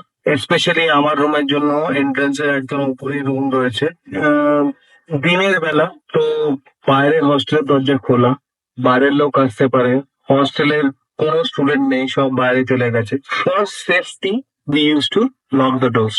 এটা খুবই ইম্পর্টেন্ট, পরে আপনারা বুঝতে পারবেন। তো যাই হোক, দুপুরবেলা তখন ম্যাক্সিমাম 2:30 বাজে, খাওয়া দাওয়া করে এলাম। এবার সাড়ে 8টার দিকে পড়াশোনা করেছি, শুয়ে পড়বো, তো শুয়ে পড়লাম। ঘরটার ব্যাপারে একটু বলে রাখি, আমাদের রুমটা খোলার পরেই আমার সামনে খাট। আমি যদি উঠে বসি তাহলে আমি দরজার দিকে মুখ করব। তার পেছনেই আমাদের রিডিং টেবিল, তার পেছনে দেওয়াল, তার পেছনে জানলা। জানলাটা মানে কি, দেওয়ালটা মোটামুটি পুরোটাই জানলা, কিন্তু নেট দেওয়া, কেননা জঙ্গল এরিয়া, পোকামাকড় ঢোকে। আর জানলা পুরো বন্ধই ছিল। একটা রুমে দুজন থাকে। তো দরজা লক করে ঘুমিয়ে পড়েছি। মোটামুটি রুমে পর্দা টানার পরেও অনেক আলো ছিল। তো একটা অস্বস্তির জন্য একটা মানে অদ্ভুত, মানে ঘুমটা খুবই গাঢ় ছিল। আমি এমনিতেই খুব গাঢ় ঘুম আমার। আর আমি উঠে রয়েছি, মানে মুখটা খাটের উপর থাকে। তো একটা অস্বস্তি হওয়ার জন্য মানে একটু মানে মনে হচ্ছিল খাটানো হচ্ছে। তো যাই হোক, দ্বিতীয় বার যখন হলো তখন আমার কিন্তু ঘুম একবার কাটা হয়ে গেছে। থার্ড টাইম যখন হলো আমি তখন পুরোপুরি বুঝতে পারলাম আমার খাটটা ধরে কি লাগছে। তো নর্মাল রিয়াকশন হচ্ছিল উঠে দেখা যে কে করছে এরকম বা কেন হচ্ছে, মানে খাটটা নড়লে আপনি খুব ভালো করে বুঝতে পারবেন। যদি আপনি কারোর কিছুর উপর বসে থাকেন, সেটাকে তো যদি চেয়ারও যদি হয়, যদি নাড়ানো হয়, বুঝতে পারবেন যে চেয়ারটা নড়ছে। তো থার্ড টাইম হলো তখন কিন্তু আমি পুরো জায়গা, আমি বুঝতে পারলাম যে টানা হচ্ছে। I was very sure. আমি উঠবার চেষ্টা করলাম, যেটা নর্মাল রিয়াকশন। দেখি যে আমার ঘাড়ের ওপর প্রচন্ড একটা চাপ। সেকেন্ড টাইম যখন ট্রাই করলাম, আমি পুরোপুরি বুঝতে পারছি মানে ঘাড়টা ধরে চেপে একদম বালিশের মধ্যে কেউ মিশিয়ে দেওয়ার চেষ্টা করছে। মানে আমি যত প্রেশার দিচ্ছি তত আমার উপর প্রেশার। তো আমি ছোটবেলা থেকে মা কালীর ভক্ত। আমি বললাম, মা কালী আমায় বাঁচাও। তো এরকম বলে 3 বার বলেছি। তারপর আমি উঠবার মানে ছিটকে উঠে গেলাম, কেননা প্রেশারটা চলে গেছে। আমি উল্টো থেকে প্রেশার দিচ্ছিলাম। তো আমি প্রচন্ড ভয় পেয়ে গেছিলাম। ন্যাচারাল। আমি উঠে আমার এটা খেয়াল আছে যে দরজা আটকানো ছিল, তার কারণ হচ্ছিল আমার বেশ বেগ পেতে হয়েছিল। আমার খুব কষ্ট হয়েছিল। আমি তখন মানে কি, মানে ফাইট অর ফ্লাইট, আমার তখন ফ্লাইট। তো আমি উঠে দরজাটা খুলে কোনো রকমে বেরোলাম। বেরিয়েই আমাদের পাখার মতন করিডোর, মানে রিংস আছে, 3টে রিংস। কেউই নেই। আমি টুকু ই ব্লকের দিকে ছিলাম। One of my best friend দিল্লির ছেলে রাহুল, তো একদম কোনায় ওর ই ব্লকে ঘর, আমার ডি ব্লক। আমি গেলাম, গিয়ে দেখলাম ও রয়েছে। একটা বই পড়ছিলাম। আমি বললাম যে এরকম এরকম হয়েছে। তো তখন বললো তোর ভাই গ্যাস হয়েছে, এরকম বলে হয় তুমি জল খা। আমি জল টল খেলাম। তখন বললাম ভাই তুই একবার চল দেখে আসি ব্যাপারটা কি হয়েছে, আমার কিন্তু এখনো ভয় করছে। তবু আমি ধাতস্থ। আমরা দুজনে গেলাম। এবার হয়েছে নাকি, দরজাটা বোধহয় দুম করে খুলেছিলাম, তো রিবাউন্ড হয়ে আবার ফিরে এসছে, তো আট খোলা। আসল চমক কিন্তু এখানে, মানে এটা দেখে আমার এখনো প্রচন্ড গায়ে কাটা দিচ্ছে। দরজাটা খুললাম, খুলে দেখি দুটো জিনিস বলা এখানে খুব ইম্পর্টেন্ট। 2005-এ কিন্তু আমাদের অত মোবাইল টোবাইল ছিল না। তখন ভরসা ছিল ওই ছোট স্কোয়ার কিংবা গোল টাইম পিস, বিশেষ করে স্টুডেন্টদের জন্য। ওটাতেই কিন্তু অ্যালার্মে ঘুম ভাঙে। এবার প্রবলেম ছিল ওটা তো ছোট জিনিস। আহ হতো কি, আমার খাটের পাশে, যেহেতু আমার দেওয়ালের পাশে আমার খাটটা, রোজ ওটা গলে পড়ে যেত। তো পরীক্ষার সময় স্পেশালি আগের দিন আমার পুরো ভালো খেয়াল আছে, মানে খাটটা ঠেলে আমি দেওয়ালে চেপে দিয়েছি, কোনো স্পেস নেই যাতে ওটা পড়ে না যায়। দরজাটা খুলে দেখলাম যে মাথার দিকে যে পার্টটা রয়েছে খাটের, সেটা দেওয়ালের সাথেই ঠেকানো। আর পায়ের দিকের যে কোনাটা রয়েছে সেটা মোটামুটি 1 হাত থেকে 1.5 হাত সরানো দেওয়াল থেকে ফাঁক রয়েছে। এটা কোনো রকমই পসিবল নয়। টাকা করে তো কেউ খাট রাখে না, প্রথম কথা। আর দ্বিতীয় কথা, আমার ভালো খেয়াল আছে যে আমি পুরো চেপে দিয়েছিলাম খাটটা। Last and most important thing, যে খাটটা অত হালকা ছিল না যে আমি মানে উড়বার সময় ওটা সরে যাবে। সরাতো দূরের কথা, ওটা এক ছিল না, বেশ ভারী ছিল। মানে একজন একটা দিক ঠেলে সরাতে পারে, আর তারপর দুজন মিলে পুরো খাট নাড়াতে পারে, এরকম ব্যাপার। আর বাইরে থেকে দরজা লক ছিল। আমি প্রচন্ড ভয় পেয়ে গেছিলাম। সেদিনকে আমি ওদের রাহুলের রুমেই ছিলাম। কিন্তু বলতে নেই, পরের দিন আমি ওই খাটেই শুয়েছি। 1 বছর মোটামুটি কাটিয়েছি, কোনো কিছু হয়নি। কিন্তু এরপর থেকে আমি যে জিনিসগুলো ভাবতাম যে হ্যাঁ লোকে নিজের এক্সপিরিয়েন্স শেয়ার করছে, হ্যাঁ হতে পারে নাও হতে পারে, কিন্তু আমি সব এখন আর গল্প বলতে আমার অসুবিধা হচ্ছে, কিন্তু সব কথার বা সব এক্সপিরিয়েন্সের উপর আমার অনেক অনেক বেশি বিশ্বাস জন্মে গেছিল। ওকে দেন, আমার কাছে আরো কিছু মনে পড়েছে, পরে শেয়ার করবো। থ্যাংক ইউ সো মাচ, ভালো লাগলে শেয়ার করবো Rasel. Booth FM, the night comes alive with Graminphone.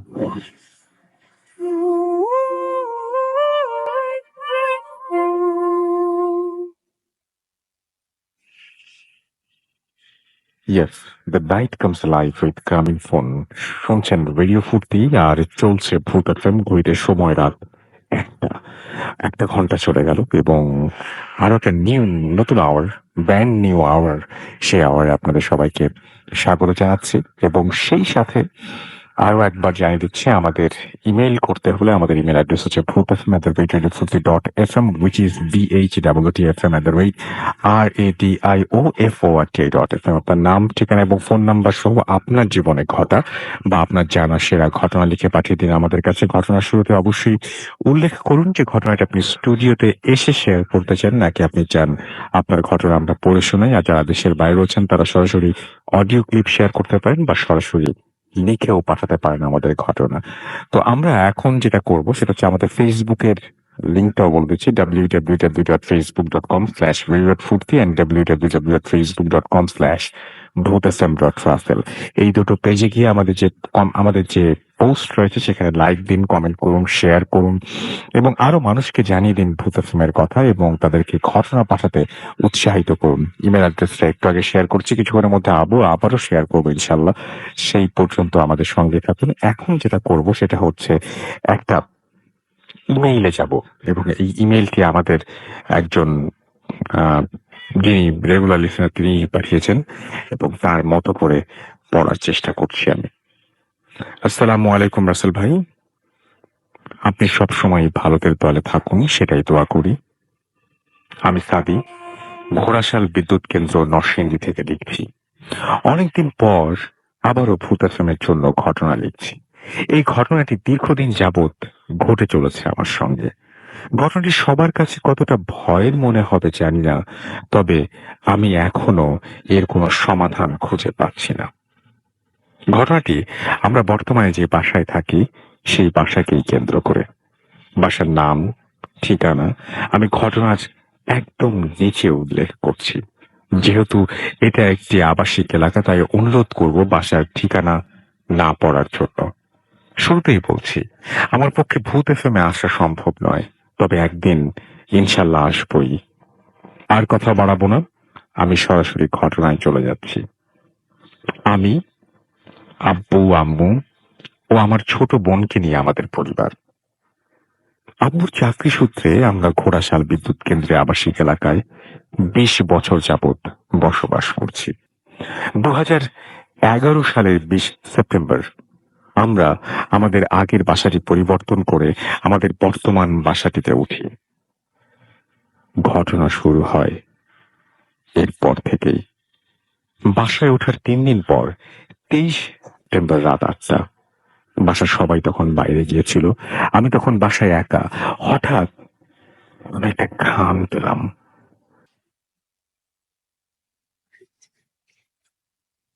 প্রথমে কোনো তোয়াক্কা না করলেও একসময় আমি ঘ্রাণটার প্রতি মুগ্ধ হয়ে যাই। আমি ঘ্রাণটির উৎস খুঁজতে শুরু করি, কিন্তু কিছুক্ষণ পরেই ঘ্রাণটি যেন হারিয়ে গেল। অতঃপর আব্বু আম্মু বাসায় আসতেই ওনাদের ঘ্রাণের কথাটি বললে তারা বিষয়টিকে তেমন গুরুত্ব দেননি। 7 বছর পর অগাস্ট, দিনটি ঠিক মনে নেই, রাত তখন 1:20 কি 25 মিনিট হবে। বাসায় সবাই ঘুমাচ্ছে। আমি তখন ইউটিউবে, হঠাৎ আমার নাকে একটি সুগন্ধ ভেসে আসলো। আমি তখনও ইউটিউবে ভিডিও দেখায় মুশকুল, ওদিকে কোনো খেয়ালই নেই। কিন্তু হঠাৎ করেই আমার কাছে ঘ্রাণটি চেনা চেনা মনে হতে লাগে। বললাম, আরে এটাই তো বোধহয় সেই ঘ্রাণ। এত বছর পর আবার ভাবলাম, মনে মনে বললাম, আবার ভাবলাম, এটা কি কারো পারফিউমের ঘ্রাণ? আর যদি পারফিউমের ঘ্রাণ হয়েই থাকে, তাহলে এত বছর পরে কে আবার এটা ব্যবহার করছে? আর এত রাতে কারই বা পারফিউম লাগানোর দরকার পড়লো? এসব ভাবতে ভাবতে ঘ্রাণটি আবার হারিয়ে গেল। কিন্তু এবার আমি বাসায় এসব কিছু নিয়ে বলিনি। গত সেপ্টেম্বর মাসে আমার দাদু আমাদের বাসায় আসেন। তিনি আমার সঙ্গেই ঘুমান। একদিন রাতে দাদু আর আমি ঘুমোচ্ছি। রাত প্রায় আনুমানিক ৩:১০ আমার ঘুম ভেঙে গেল। কিন্তু কোনো সাধারণ কারণে ঘুমটা ভাঙল না। আমি তৎক্ষণাৎ আবারও সেই ঘ্রাণটা পেলাম। কিন্তু ঘ্রাণটা আজ যেন অন্য দিনের চাইতে একটু বেশি কড়া। আজ আমি আর বিছানায় থাকতে পারলাম না। তড়িঘড়ি করে বিছানা থেকে নেমে খুঁজতে লাগলাম ঘ্রাণটা কোথা থেকে আসছে। আমি আমার বাসার এদিক ওদিক ঘ্রাণটির উৎস খুঁজেই চলেছি, কিন্তু কোথাও তা পাচ্ছি না। আমি জোরে জোরে নিঃশ্বাস নিয়ে ঘ্রাণ শুকছি। এত সুন্দর পৃথিবীতে আর কোথাও বোধহয় নেই। পরক্ষণে আমি বুঝলাম ঘ্রাণটি আমাদের রান্নাঘর থেকে আসছে। আমি রান্নাঘরের দিকে এগিয়ে গেলাম। আমি আস্তে আস্তে করে রান্নাঘরের দিকে এগিয়ে যাচ্ছি, আর ঘ্রাণটিও ততই কড়া হচ্ছে। আমি এতদিন ঘ্রাণটির উৎস খুঁজে পেলাম, আর তা হলো আমাদের রান্নাঘর। আমার খুব ইচ্ছা হলো রান্নাঘরের লাইটটি ছেড়ে দেখতে যে ভেতরে আসলে হচ্ছে কি। ঠিক তখনই এক নিমিষে ঘ্রাণটি হারিয়ে গেল। একটু আশ্চর্য হলাম। রান্নাঘরে আর না যেয়ে আমি বিছানায় গিয়ে ঘুমিয়ে পড়লাম।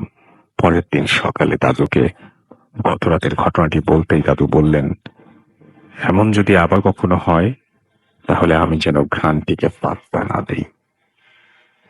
এর ঠিক ৩ দিন পর আমি রাতে যা দেখলাম তা মনে পড়লে আমার গায়ের লোম দাঁড়িয়ে যায়। ওদিন রাতেও প্রায় ৩টার দিকে আমার ঘুম আচমকাই ভেঙে গেল। ঘুম ভেঙে গেলে সাধারণত একটা ঝিমুনি ভাব কাজ করে, কিন্তু আমার তেমনটি হলো না। আমি একদম সজাগ। ঠিক তখনই দেখলাম আমার রুমের পাশ থেকে কে যেন উঠে দাঁড়ালো। অন্ধকার ঘরের মধ্যে যেন আরো অন্ধকার এক ছায়া মূর্তি। জিনিসটা দেখতে খুব চিকন, মাথা চ্যাপ্টা, হাতগুলি অনেক লম্বা। ওটা হাঁটতে হাঁটতে আমার বিছানার বাম পাশে আসতে লাগলো। ভয়ে তখন আমার গলা শুকিয়ে যাচ্ছিল। নিজেকে সামলে নিয়ে ডান পাশে ঘুরে শুয়ে আয়তাল কুরসি পড়ছি। আর এরপর ঘুমানোর দোয়া এবং অন্যান্য আনুষাঙ্গিক দোয়া পড়তে পড়তেই আমি ঘুমিয়ে গেলাম। বাসায় এ কথা কাউকে বলতে কেউ বলিনি এখনো। দোহার মাধ্যমে কিভাবে কিভাবে ঘর বন্ধ দিতে হয় তা নিজে নিজেই অনুসরণ করেছি। তারপর থেকে তেমন কিছু হয়নি। তবে হয়েছে আরেক নতুন সমস্যা। ইদানিং আমার ছোট বোন বলছে রাতে কেউ ওর চুল ধরে টান দেয়। প্রথমে সবাই ব্যাপারটি শুনে হাসাহাসি করলো, বলল, তোমার লম্বা চুল রাতে বালিশের নিচে চাপা পড়ে টান লাগে হয়তো। কিন্তু আমার বোনটা মানতে নারাজ। আমার কাজিন বাসায় আসলে ও আমার ছোট বোনের সঙ্গে ঘুমায়। একদিন গভীর রাতে আমার কাজিন চাচি চাচি বলে চিৎকার করে শুরু করে। ওর ডাকাডাকি শুনে আমার ঘুম ভেঙে গেল। আমি বিছানা ছেড়ে উঠে ওর রুমে গেলাম। সে একই কথা বলল, কি যেন ওর চুল ধরে টান দিয়েছে। ও যাতে ভয় না পায় তাই বললাম, আরে এসব কিছু না, দেখো তোমার চুল হয়তো বালিশের নিচে চাপা পড়েছিল, তুই নড়ে উঠতেই হয়তো টান লেগেছে। কিন্তু ও জোর গলায় বলল, না, শুধু টান লাগেনি, কেউ আমার চুল টেনেও ধরেছিল। আমি আর কিছু বলতে পারলাম না। ও না ঘুমানো অব্দি আমাকে ওর পাশেই বসে থাকতে হলো। পরদিন ওর কথা শোনার পর বাসার সবাই একটু চিন্তিত হলো। কোনো উপায় না পেয়ে আমি ওই ঘরে আয়াতুল কুরসি কাগজে প্রিন্ট করে লাগিয়ে দিলাম। তারপর থেকে এখন পর্যন্ত এসব কিছু ঘটেনি, কিন্তু আবার কবে কি ঘটে না ঘটে তাও জানি না। নিজের আশ্রয়স্থলেই যদি এমন এসব ঘটে, তাহলে আর ভয় ভোগান্তির সীমা থাকে না। এগুলোই আমার বাসায় ঘটে চলা কিছু সত্যি ঘটনা। গুছিয়ে লিখতে পারিনি, এই জন্য দুঃখিত। যদি ভালো লাগে আশা করি পড়ে শোনাবেন। ভবিষ্যতে আরো ঘটনা লিখবো। ভালো থাকবেন। এরপরে তিনি তার অ্যাড্রেসটা শেয়ার করেছেন। আপনাদের কাছে প্রশ্ন, এই মুহূর্তে আপনিও কি কোনো খান পাচ্ছেন? অদ্ভুত কোনো খান, যেই খানের উৎস খুঁজতে খুঁজতে একদিন হয়তো আপনিও দেখে ফেলবেন এমন অদ্ভুত কোনো দৃশ্য, এমন অদ্ভুত কোনো অবয়ব, এমন অদ্ভুত কিছু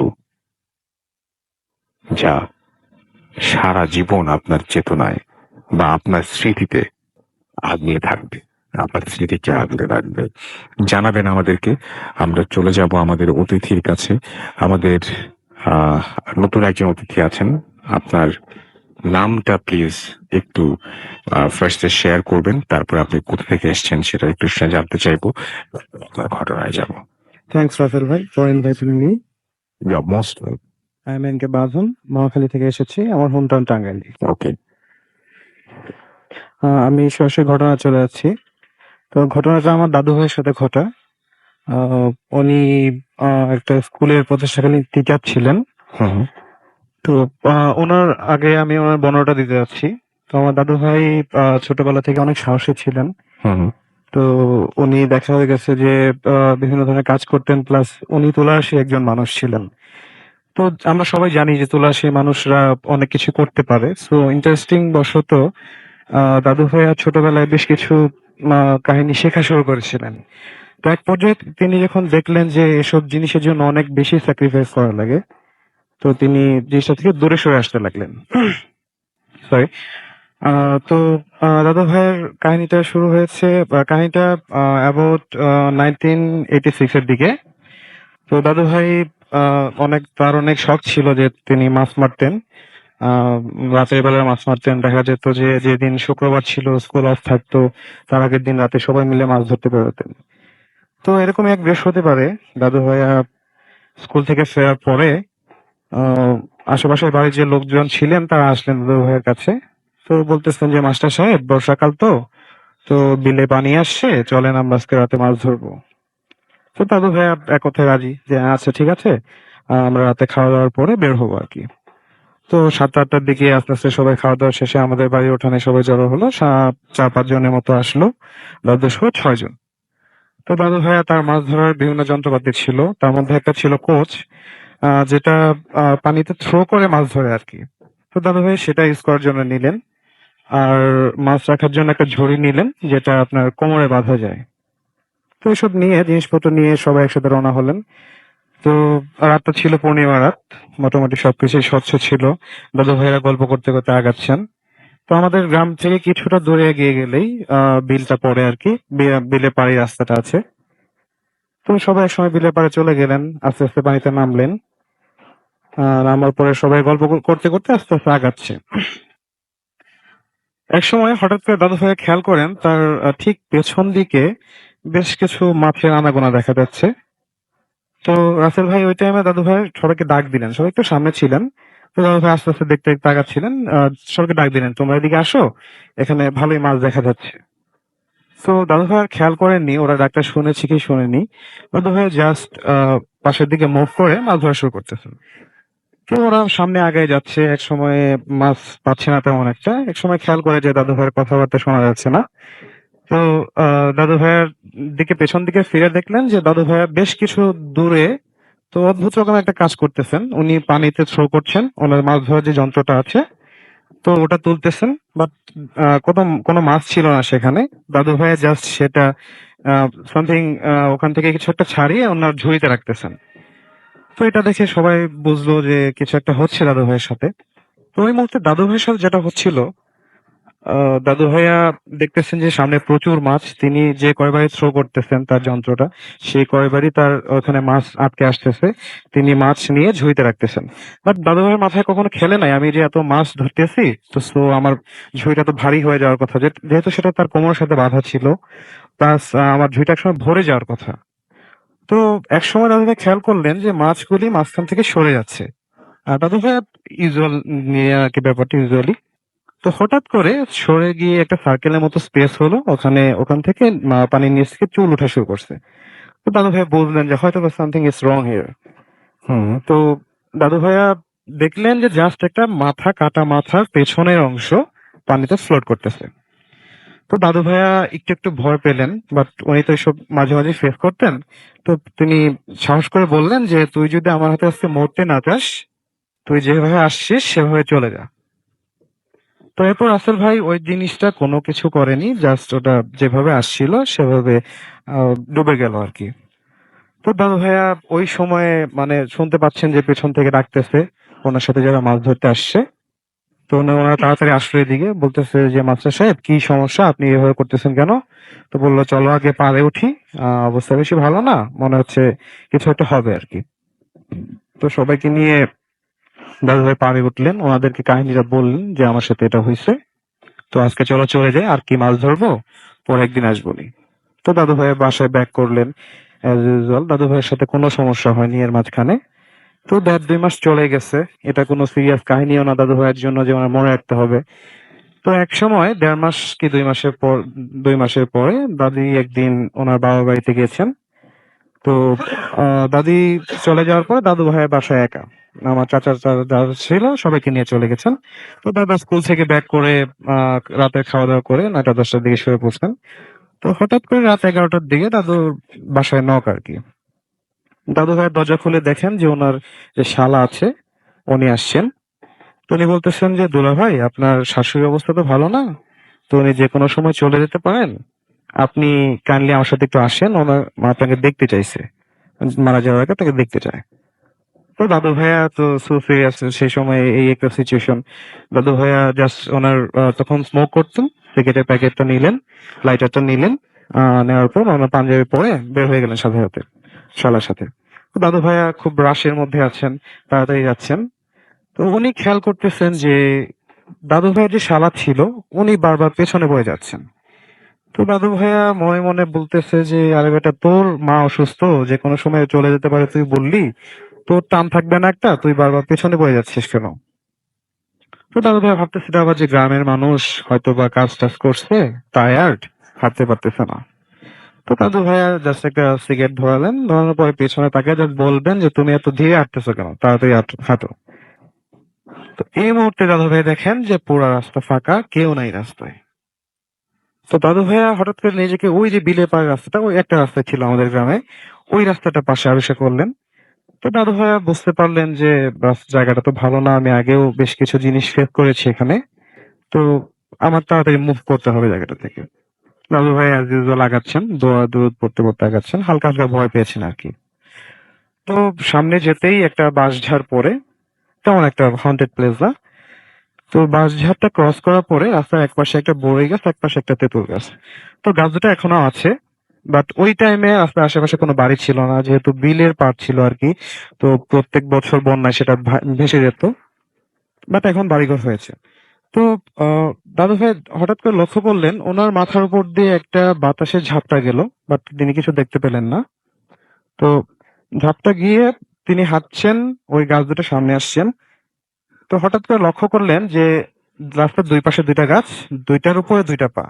তো উপর দিকে তাকিয়ে দেখলেন যে বিশাল এক অবয়ব, জাস্ট ওনার শালার আকৃতি, যেটা উনি শালার সাথে আসতেছিলেন, ওনার আকৃতি অনেক বিশাল। তো দাদু ভাইয়ার দিকে তাকায় তাকায় হাসতেছে। দাদু ভাইয়া ভালোই ভয় পেলেন, বাট সেটা প্রকাশ করতেছেন না। তো দাদু ভাইয়ের দিকে তাকাই বলতেছে যে তোর তো খুব সাহস, তোরা একদিন থ্রেট দিছিলি, তো আজকে একা পাইছি তোকে, সেদিন একা ছিলি না, আর দেখি কেমন পাইস। তো দাদু ভাই এটা শোনার পরে ভালোই ভয় পাইছেন, উনি দোয়া দোয়া পড়তেছেন, প্লাস ওনার যে প্রসিডিউর গুলি জানেন সেগুলি পড়তেছেন, বাট কোনো কিছুতে কাজে দিচ্ছে না। তো উনি একটা সিগারেট বের করলেন। সবাই আমরা জানি যে আগুন টাগুন থাকলে এইসব প্যারানরমাল অ্যাক্টিভিটিস একটু দূরে থাকে। তো দাদু ভাইয়া এগুলো করতেছেন, প্লাস সিগারেট ধরালেন, দেখলেন যে তাতেও কাজে দিচ্ছে না। এক সময় ওইটা গাছ থেকে নেমে এসে বিভিন্ন প্রাণীর বেশে, যেমন হাতি, তারপরে বাঘ, বিভিন্ন ভয়ঙ্কর রূপের উপরে দাদু ভাইয়ের দিকে এগিয়ে আসতেছে। তো দাদু ভাই ঠিক সামনে এসে ওটা দাদু ভাইকে পাস করে চলে যাচ্ছে বডির মাঝখান দিয়ে। দাদু ভাই কিছু বুঝতেছেন না, জাস্ট লাইক একটা বাতাসের ছোঁয়া লাগছে, কাইন্ড অফ দিস থিং। তো একসময় দাদু ভাই দেখতেছেন যে কোনো কিছুতেই কাজে দিচ্ছে না। তো ওনার সেই সময় মনে পড়লো যে ওনার যে শিক্ষাগুরু ছিল মানে যে যিনি এগুলি ওনাকে টিচ করেছিলেন। তো উনি মারা যাওয়ার আগে দাদু ভাইয়ের সাথে একবার দেখা হয়েছিল। তো উনি বলছিলেন যে, "দেখ তুই তো খুব বেশি কাহিনী শিখিসনি। তো আমি তোকে একটা তাবিজ দেবো। এই তাবিজটা আমার সাথে থাকতে সবসময়। আমার তো বয়স শেষের দিকে তুই তোর সাথে রাখ। যদি কোনোদিন খুব ভয়ংকর বিপদে পড়িস তো এই জিনিসটা এভাবে কাজে লাগাবি।" তো দাদু ভাইয়ের মনে পড়লো দেখলেন যে হাতে তাবিজটা আছে। তো দাদু ভাইয়া তাবিজটা খুলে হাতের মুঠোয় নিলেন। সেটা যেরকম প্রসিডিউর ছিল সেটা ফলো করলেন উনি। তো তাবিজটা দেখলেন যে আস্তে, আস্তে গরম হচ্ছে। উনার বডিটাও আস্তে, আস্তে ওয়ার্ম হতে শুরু করলো। তো এর মধ্যে দূরে যে দাঁড়িয়ে ছিল ও একটা আকৃতি নিয়েছিল। হঠাৎ করে দেখলেন যে ওই আকৃতিটা জাস্ট গ্লাসের মতো ভেঙে যাচ্ছে। তো একটা সাউন্ড পাচ্ছেন মানে আর্তনাদের মতো প্লাস ওটা বলতেছে যে, "আজকে তোকে বেশি টাইম দিয়ে ফেলছি। তো এর পরের বার যদি কখনো তোকে একা পাই সেদিন আর টাইম পাবি না। আজকে টাইমটা কাজে লাগাই ফেলছিস তুই।" তো ওটা ওই টাইমে ভ্যানিশ হয়ে গেল। দাদু ভাইয়া ভাবলেন যে আমি তো চলেই আসছি শ্বশুরবাড়ির কাছে আর 1/2 কিলোর মতো রাস্তা আছে। তো আমার এখন আর বাড়িতে ফিরে না গিয়ে ওখানে স্টে করে ভালো। তো দাদু ভাইয়া আস্তে, আস্তে দাদু ভাইয়ের শ্বশুরবাড়ির দিকে মুভ করলেন। ওখানে গিয়ে তো সবাই অবাক যে আপনি এত রাতে কোথা থেকে আসলেন? দেখলেন যে উনার শাশুড়ির অবস্থা ওরকম কিছু না। মানে কিছুই না আরকি। তো উনি সবাইকে কাহিনীটা বললেন যে আমার সাথে এটা হয়েছে। তো সবাই শুনলো আরকি। তো এটাই ছিল আমার ঘটনা। আমার দাদু ভাই এখন 75 প্লাস। তো উনি এখনো বেঁচে আছেন। উনার জন্য আপনারা সবাই দোয়া করবেন। Thank you. You most welcome. আপনারা যারা শুনছিলেন তারাই জানাবেন যে কেমন লেগেছে ঘটনাটি, এবং আমি দেখতে পাচ্ছি যে আমাদের এখানে অনেকেই লিখছেন এবং আমাদের এখানে অনেকেই যে এই মুহূর্তে আছেন। জাহিদুন মাহি আমাদের সঙ্গে আছেন, আমাদের সঙ্গে আছেন মোস্তাক আহমেদ, এবং কমেন্ট পড়েন না কেন জানতে চেয়েছেন। শাকিল আহমেদ আমাদের সঙ্গে আছেন, এবং আমাদের ভূতফিল্মে তিনি প্রথম কমেন্ট করেছেন এবং প্রথম কমেন্টটা আমি পড়ে ফেলেছি। তুষার আহমেদ তুহিন আমাদের সঙ্গে রাজশাহীর পুঠিয়া থেকে আছেন। রাহাত আমান আমাদের সঙ্গে আছেন, এবং তিনি বলছেন যে আফটার 6 লং ডেজ, এবং তার কাছে এখন ভাল লাগছে। আমাদের সঙ্গে মোহাইমিনুল ইসলাম সাদ আমাদের সঙ্গে আছেন, এবং তিনি বলছেন রাসেল ভাই কেমন আছেন, অনেক অপেক্ষার পর শুরু হলো ভূত এফএম, শুনছি বরিশাল থেকে। সামিন সাদমান আমাদের সঙ্গে আছেন, বগুড়া থেকে শুনছেন তিনি। আমাদের সঙ্গে আছেন আলো, এছাড়াও আহমেদ নয়ন আমাদের সঙ্গে আছেন। আমাদের সঙ্গে আছেন এছাড়াও দেখতে পাচ্ছি অর্ণব ঘোষ নাটোর থেকে, তিনি শুনছেন এই মুহূর্তে। আমাদের সঙ্গে আছেন দেখতে পাচ্ছি সাবিয়া মিম, এছাড়াও MH মেহেদি আমাদের সঙ্গে আছেন। অচিন্ত অঙ্কুর আমাদের সঙ্গে আছেন। আমাদের সঙ্গে আছেন রুহান আহমেদ, আমাদের সঙ্গে আছেন মোহাম্মদ মাশরাফি বিন দীপ, আমাদের সঙ্গে আছেন দেখতে পাচ্ছি MD ওয়াহিদুল ইসলাম, রংপুর থেকে শুনছেন তিনি। নার্গিস সুলতানা আমাদের সঙ্গে আছেন। আমাদের সঙ্গে আছেন শাওন গুজরাল, এবং গাজীপুর থেকে তিনি শুনছেন। আমাদের সঙ্গে আছেন নিয়ামত, এবং আমাদের সঙ্গে আছেন দেখতে পাচ্ছি আজিজুল ইসলাম নয়ন, এছাড়াও আমাদের সঙ্গে আছেন রনি, খুব ভালো লাগছে চিটাগং থেকে শুনছেন তিনি। আমাদের সঙ্গে আছেন দেখতে পাচ্ছি এছাড়াও Islam Shuvo, Shabnam Akter, second story was very interesting তিনি জানিয়েছেন। মুসাব্বির সারওয়ার সাফি আমাদের সঙ্গে আছেন। আমাদের সঙ্গে আছেন দেখতে পাচ্ছি এছাড়াও জনি, এছাড়াও সাইফুর রহমান আমাদের সঙ্গে আছেন। আমাদের সঙ্গে আছেন দেখতে পাচ্ছি এছাড়াও পাপ্পু জয় আছেন, শাওন আমাদের সঙ্গে আছেন, দেখতে পাচ্ছি খালিদ ওসমান অ্যাপ দিয়ে শুনছেন তিনি। পাপ্পু জয় আবারও লিখেছেন, জনি সিং আমাদের সঙ্গে আছেন, এবং আমাদের সঙ্গে আছেন দেখতে পাচ্ছি মঞ্জির হোসেন মুন্না গোপালগঞ্জ থেকে তিনি শুনছেন। এছাড়াও আমাদের সঙ্গে যে রেডিও ফুটির পেজ আছে সেই পেজে আছেন আরো অনেকেই। মোহাম্মদ রবিউল হোসেন আমাদের সঙ্গে আছেন। আমাদের সঙ্গে আছেন আব্দুল্লাহ আল গালিব, এবং তিনি বগুড়া থেকে শুনছেন। আমাদের সাথে আছেন দেখতে পাচ্ছি BM রোহান, এবং আমাদের সঙ্গে আছেন দেখতে পাচ্ছি এছাড়াও গালিব আমাদের সঙ্গে আছেন, আলিফ হাসান আলিফ আমাদের সঙ্গে আছেন, এছাড়াও আমাদের সঙ্গে আছেন শাওন আচার্য, রেগুলার তিনি শোনেন সেটা জানিয়েছেন। রক নয়ন আমাদের সঙ্গে আছেন, হৃদয় আমাদের সঙ্গে আছেন, আলিশা রহমান আমাদের সঙ্গে আছেন। আমাদের সঙ্গে আছেন দেখতে পাচ্ছি এছাড়াও ফারদিন আহমেদ, এবং SSC এক্সাম আসছে তারপরেও তিনি ভূত এফএম শুনছেন, পড়াশোনাটাও ঠিক মতো করবেন আশা করব। আমাদের সঙ্গে আছেন পারভেজ, এছাড়াও আছেন MD তানভীর, মিমিক আমাদের সঙ্গে আছেন প্রান্ত রহমান, এমডি নাবিল আহমেদ আমাদের সঙ্গে আছেন, আশিকুর রহমান রাসেল আমাদের সঙ্গে আছেন সালিকিন, মোস্তাক সিয়াম সহ আরো অনেকে। তো আমরা যেটা করবো সেটা হচ্ছে একটা ছোট্ট বিরতি নিব এবং বিরতির পরে আবারও ফিরে আসবো আমাদের নতুন অতিথি নিয়ে। সেই পর্যন্ত আমাদের সঙ্গেই থাকুন। Stay tuned to radio food career FM and do foodie.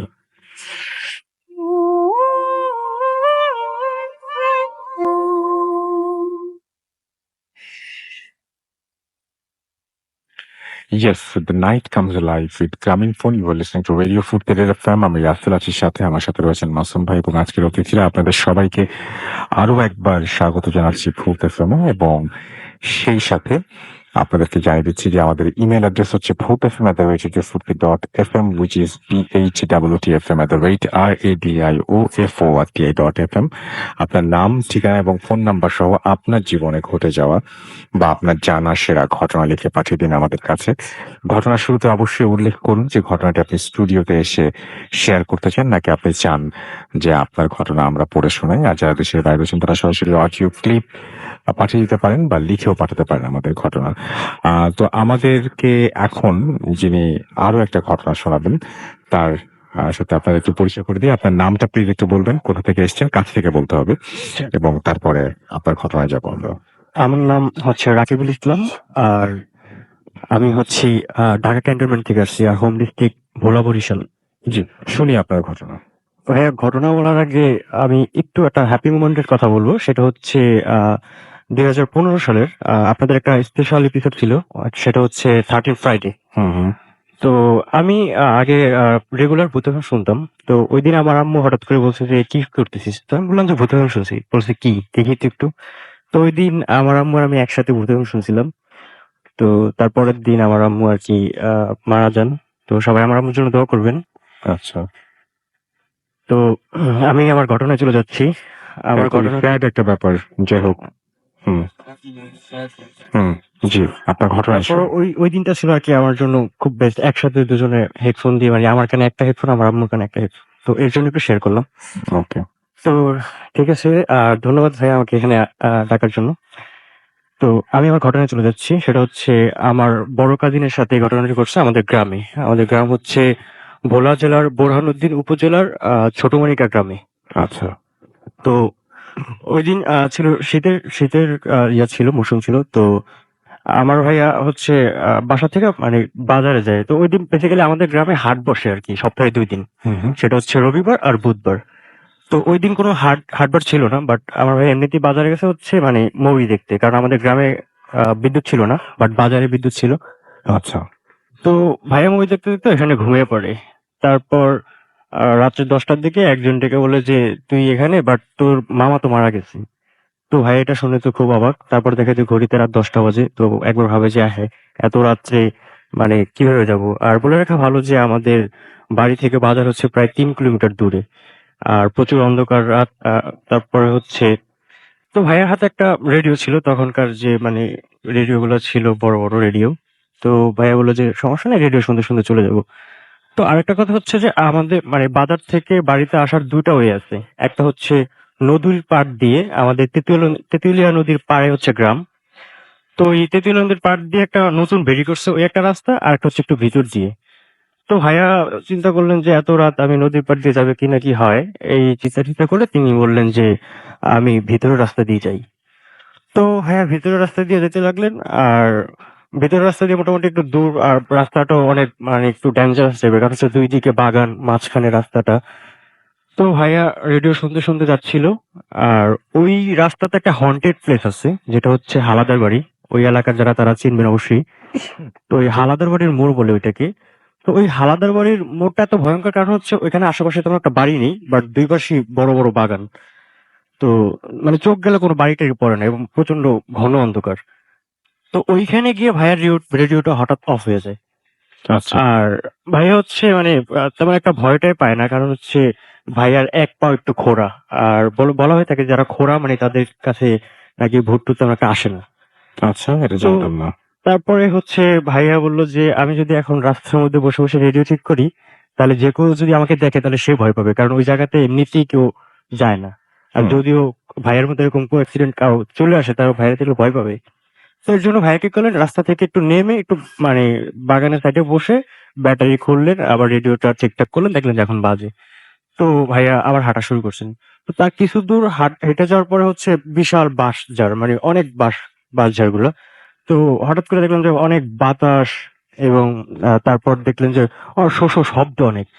তো ভাইয়ার একটু মানে হালকা হচ্ছে মানে হার্টবিট লেগেছে, মানে মানে হৃদস্পন্দনটা একটু বেড়ে গেছে।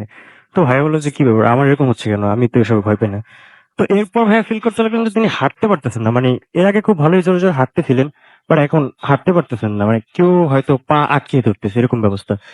তো ভাইয়া বললেন যে আচ্ছা ঠিক আছে যাও। তো ভাইয়া হচ্ছে মানে চারকুল, অর্থাৎ সূরা ৪টা পড়লেন চারকুলের, ওটা পড়লেন, তারপর আয়াতুল কুরসি টুরসি পড়লেন, ২ সিনের ফটো দিয়ে আবার হাঁটা শুরু করলেন। মানে গানের স্পিডটা একটু বাড়ালেন, বাড়িয়ে হাঁটতে শুরু করলেন।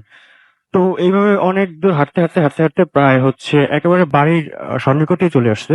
তো আমাদের বাড়ির দরজায় হচ্ছে মানে বাড়ির গেটের অল্প একটু, অর্থাৎ ২-৩ মিনিট আগে হচ্ছে কবরস্থান। তো ওইখানে যাওয়ার পরে হচ্ছে মানে ওই ভাই এবার আর হাঁটতেই পারতেছে না, মানে হয়তোবা দুর্বল হয়ে গেছে, শুরু করতেছিলাম দুর্বল হয়ে গেছে হাঁটতে হাঁটতে। হুম হুম কিন্তু মূলত উনি বলতে গেছে কেউ হচ্ছে ওনার পাও আটকে ধরে রাখতেছে, এবং আবার উনি ফিল করতেছেন যে আমার পিছে কেউ আছে, মানে এরকম সিচুয়েশন। তো উনি হচ্ছে মানে এখন চিৎকার করবেন, যে প্রচন্ড ভয় পেয়ে যেতেছে, এত সাহসী একটা মানুষ তারপরে এত ভয় পেয়ে যেতেছে। তো উনি বললেন যে আমি চিৎকার দিলে তো ২ মিনিট পরেই তো আমার বাড়ি, আমি যদি জোরে চিৎকার দিই তাহলে তখন কেউ তো হয়তো শুনবে। তো উনি চিৎকার দিতে গেলেন, কিন্তু মুখ দিয়ে সাউন্ড বের হচ্ছে না। হয়তোবা উনি ভাবলেন যে আমি প্রচন্ড ভয় পেয়ে গেছি। আবার চেষ্টা করলেন, কিন্তু সাউন্ড বের হচ্ছে না।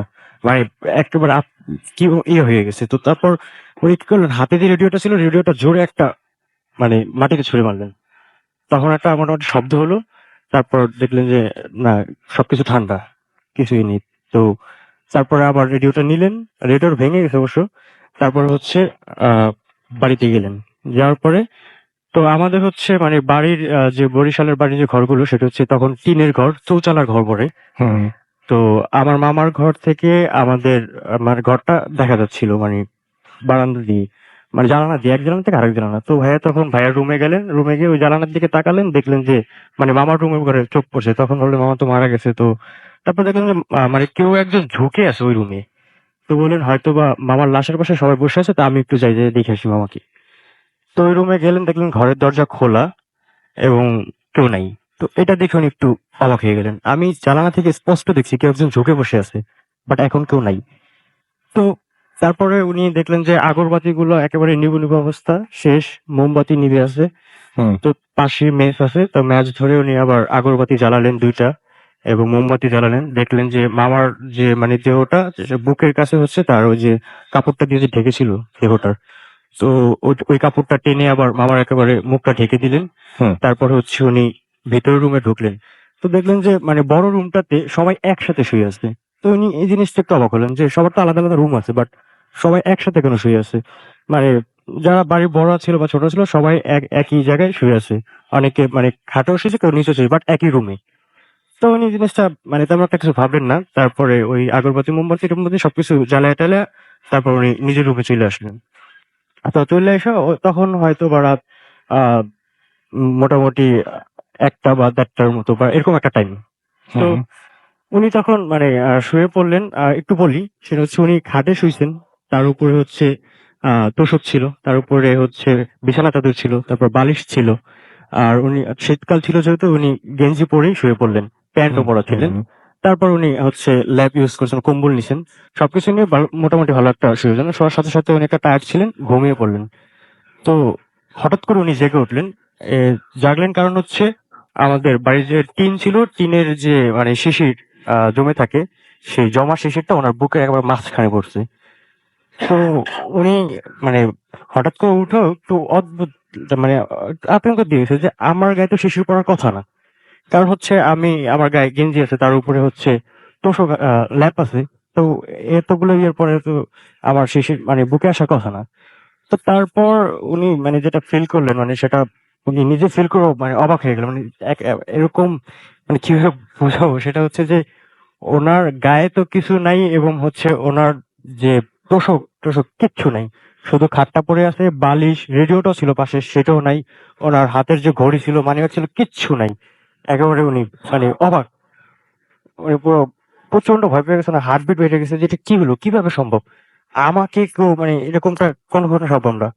তারপর উনি তাড়াতাড়ি একটা লুঙ্গি পরে তারপর ভাবলেন যে এইটা তো কোনোদিনও পসিবল না, আর আমাকে যদি কেউ এরকম ফাইজলামি করে করো, একে তো হচ্ছে একটা মানে আমার মামা মারা গেছে, এরকম ফাইজলামি কেউ করবেও না, আর যদিও করে আমি তো অবশ্যই ঘুম ভাঙবে, কারণ আমাকে হচ্ছে সরিয়ে তারপর তারপরে কি হলো? তো তারপর হচ্ছে উনি ভাবলেন যে কেউ অথবা করতেও পারে। তারপর হুম। তিনি একটু বাড়ি থেকে মানে ঘর থেকে বের হলেন, বেরিয়ে ওইদিকে ওদিক দেখলেন, বাট কেউ নাই।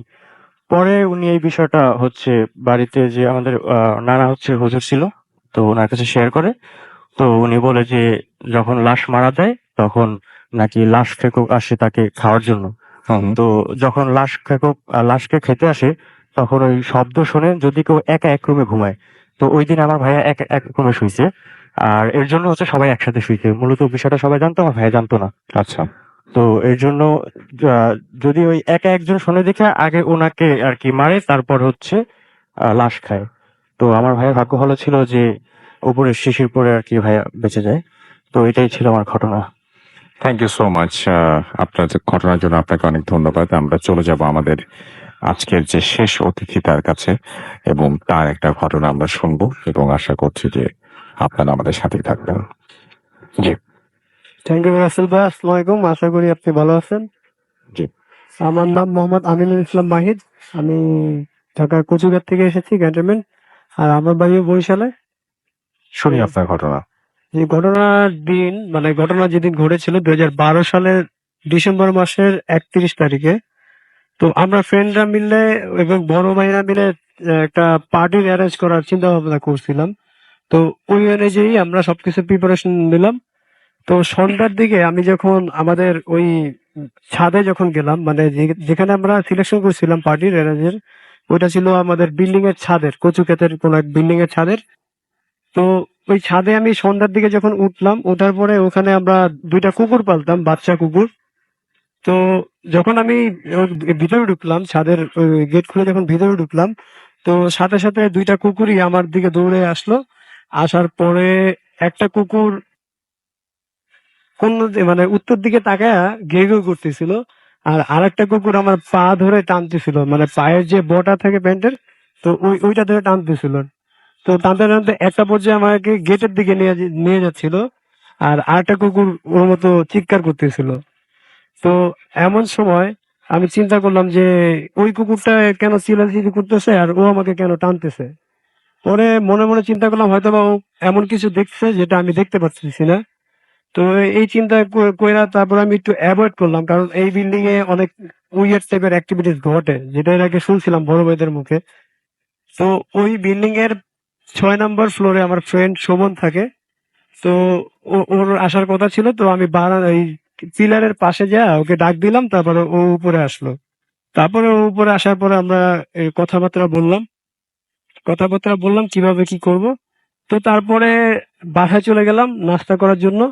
কারণ আর কারণ আমরা সবাই চিন্তা করছিলাম যে বাসায় টুকটাক খাওয়া দাওয়া করে তারপরে আমরা অ্যারেঞ্জমেন্ট শুরু করব, কারণ আমাদের যে একটা অ্যারেঞ্জমেন্ট আছে ওটা করতে করতে অনেক দেরি হবে। তো তারপরে আমরা 10টার দিকে আমরা সবাই আবার ছাদের এখানে একত্রিত হইলাম। তো আমাদের একটা বড় ভাই ছিল, রবিন ভাই। তো রবিন ভাই চিন্তা করলো যে এখানে শুধু শুধু বসে থেকে আমার যে ডেস্কটপটা আছে, ডেস্কটপটা ছাদে নিয়ে আসি, এখানে আমরা গল্প শুনবো অথবা গান টান শুনবো। এই চিন্তা করা অনুযায়ী আমরা সবাই তার ডেস্কটপ, তারপর তার যে টেবিল, এগুলো সবকিছু ছাদে নিয়ে গেলাম। আর ছাদে কারেন্টের লাইন দেওয়ার সুযোগ ছিল, তো ওইখান থেকে আমরা লাইন দেয়া তারপরে গান শোনা শুরু করলাম। তো ওই 2012 সালের ওই সময় কিছু আইটেম সং ছিল ইন্ডিয়ান। তো ওই গানগুলো আমরা শুনতেছিলাম। তো গান শোনার সময় আমি ছিলাম সবার ডান পাশে, আর আমার বাম পাশে ছিল বড় ভাইরা। আর আমার দুইটা ফ্রেন্ড ওরা অন্য পাশে এক খিচুড়ি রান্না করার জন্য এখানে সবকিছু প্রিপারেশন নিচ্ছিল আর কি। তো গান শোনার ফাঁকে দিয়ে এক সময় হঠাৎ করে কে যেন আমাদের যে বক্সটা থাকে, সাউন্ড বক্স যেটা আমরা বলি, তো ওইটার ভিতর কে যেন লাথি মারছে। এখন তখন ছিল শীতকাল ছিল আর কি। এখন এই শীতকালে এত বাতাস নাই যে একটা সাউন্ড বক্স লাথি মেরে ওইটা কমপক্ষে 6-7 ফিট দূরে ফালানোর মতো কোনো সময় নেই, মানে কোনো হওয়া বা এটা এত দূরে যাওয়া সম্ভব না। আর তাছাড়া যদি কেউ যদি এটা আমাদের মধ্যেই কেউ যদি করতো তাহলে অ্যাটলিস্ট আমি দেখতাম যে এখান থেকে ও গেছে ও করছে এটা। আবার এটার যে এই যে সাউন্ড বক্সটা ছিল এটার পিছনে একটা ওয়াল ছিল, মানে রেলিং ছিল বিল্ডিং এর। এখন পিছন থেকে যদি কেউ ইটা মারতো বা কোনো কিছু করতো এটা সম্ভব না, কারণ ওই পাশে কোনো কিছু নাই। আবার সামনে যে ফ্রেন্ডরা আছে ওরা তো ওদের মতো কাজ করতেছে, যদি ওরা মারতো তাহলে এই বক্সের উপরে যে ওয়েফারের উপরে যে ছোট ইয়াগুলো থাকে এগুলো কেন পিছনে এই দিয়ে ঝামেলাটা যাচ্ছে। হয়েছে তাহলে মনে করেন? জি। এই ঝামেলাটা তাহলে কেন হয়েছিল বলে মনে করেন? কি কারণে? হ্যাঁ, এখন আমার কাছে মনে হইতেছে এটা এমন কেউ মানে উইয়ার্ড মানে কোনো কিছু হইতে পারে, যেমন আমার যেটা মনে হয় হইতে পারে কোনো ভালো কোনো জিন এখান থেকে যাচ্ছিল, যে আমরা গান শুনতেছিলাম এটা সেটা ওদের পছন্দ পছন্দ করেনি করে বলে নাই। আপনারা মনে করছেন এবং আপনারা সবাই সেটা দেখেছেন নিজের চোখের হ্যাঁ সামনে। হ্যাঁ ওকে, থ্যাংক ইউ সো মাচ আপনার ঘটনার জন্য আপনাকে ধন্যবাদ। আমরা দেখতে পাচ্ছি যে আমাদের কাছে বেশ কিছু মেসেজও আছে এবং সেই সাথে আমাদের সাথে বেশ কিছু আমাদের সাথে ঘটনা আছে। তো আমরা একটা অডিও ক্লিপে যাব এবং তার আগে একটা বিরতি নিব এবং বিরতির পর একটা অডিও ক্লিপ শুনবো এবং তারপরে আবারও ফিরে আসবো। সেই পর্যন্ত আমাদের সঙ্গে থাকুন। স্টে টিউন টু রেডিও ফুর্তি এফএম এন্ড ডু ফুর্তি।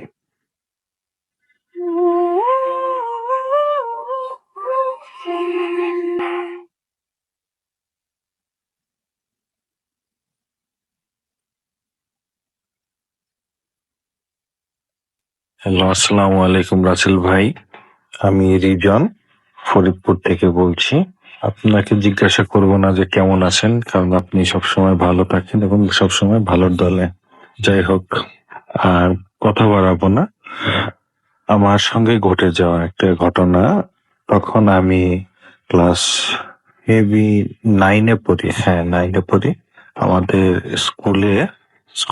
স্কুল ফ্রেন্ডদের সঙ্গে স্কুলে একটা পিকনিকের আয়োজন করি আমরা। মানে আমরা ফ্রেন্ড সার্কেল মিলে রাতে খাওয়া দাওয়া করবো, গল্প টল্প করে পরে আমরা বাড়ি ফিরবো।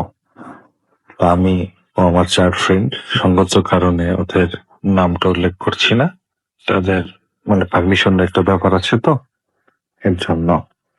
যেরকম আমরা 4 ফ্রেন্ড, আমাদের স্কুলের নাম ফরিদপুর মহিউদ্দিন বহুমুখী উচ্চ বিদ্যালয়, ওখান থেকে কমলাপুরে অবস্থিত। যাই হোক, আমরা ওখান থেকে আমাদের বাসায় হেঁটে আসতে সর্বোপরি 20 মিনিটের মতো লাগবে। যাই হোক, আমি স্কিপ করছি। ওখান থেকে আসার সময় আমরা আমাদের এখানে একটা সিনেমা হল আছে, বনলতা সিনেমা হল। এখান থেকে আমরা এই কিছু জিনিসপত্র কেনাকাটা করে আমরা আমাদের টেপা খোলা যে বাজারের মধ্যে দিয়ে আমরা এক ফ্রেন্ডের বাসায় গিয়ে উঠবো বলে আমরা প্ল্যান করি। এই মোতাবেক আমরা গরুর হাটের ভেতর দিয়ে হেঁটে হেঁটে আমাদের বাজারে যে মাছ বাজারটা, ওখানে এসে আমরা উপস্থিত হই।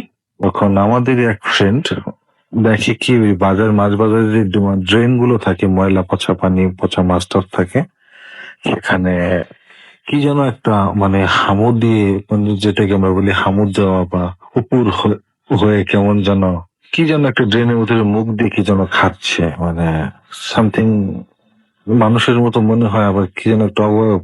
যাই হোক, পরে আমার এক ফ্রেন্ড, ও খুব দুষ্ট ছিল, ও গিয়ে ও কুকুর মনে করে, মানে কোন কিছু একটা মনে করে ওটাকে খুব সজোরে লাথি মারে।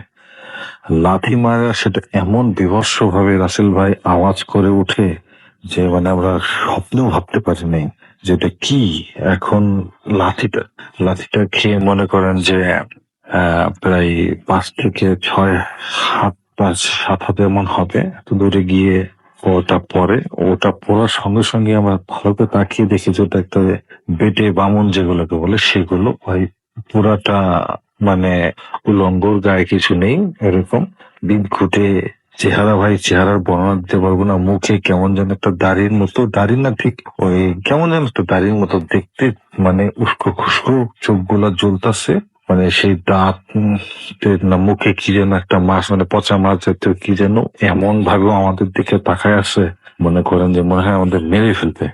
আমার ওই ফ্রেন্ড সর দিচ্ছিল, ওটাকে ধাওয়া করে, ওটা দৌড় দিয়ে মাছ বাজারের পিছন সাইডে চলে যায়। পরে আমরা বলে চল, রাতের বেলায় তো রাত, তখন রাত প্রায় 1টা বাজে, তখন আমরা চলে যাওয়ার জন্য আমি বললাম এতে চল ভাই। আমরা ওখান থেকে বড় জোর 2 মিনিট যদি হেঁটে যেতে পারি, কিছুক্ষণ পরে দেখি পিছন থেকে আমাদের মনে করেন যে ওই যে এঁটেল মাটি যেটাকে বলে, মানে মাটির চাকা, মাটির চাকা ওই মাছ বাজারের ওখান থেকে মানে এত স্পিডে মারতেছে, এত মাটির চাকা করতেছে, আমরা তখনই বুঝছি যে অবস্থা খারাপ। তখন আমরা বলি দৌড় দে, দৌড় দে বলে ওরা দৌড় দিছে, ঠিকই আমি উঠে গেছি পিছে। আমি তাকায় দেখি রাসেল ভাই ওইরকম না হলে 20 থেকে 25টা একসাথে হবে, ওরা আমাদের ধাওয়া করছে। সে কিভাবে যে দৌড় ভাই, আমরা জান পরন দিয়া দৌড়াই আল্লাহ আল্লাহ করতে করতে আমরা দৌড়াতে সে এখানে একটা সরকারি প্রতিষ্ঠান আছে, নাম বলা যাবে না, এটা মানে সরকারি একটা অনেক বৃহৎ প্রতিষ্ঠান।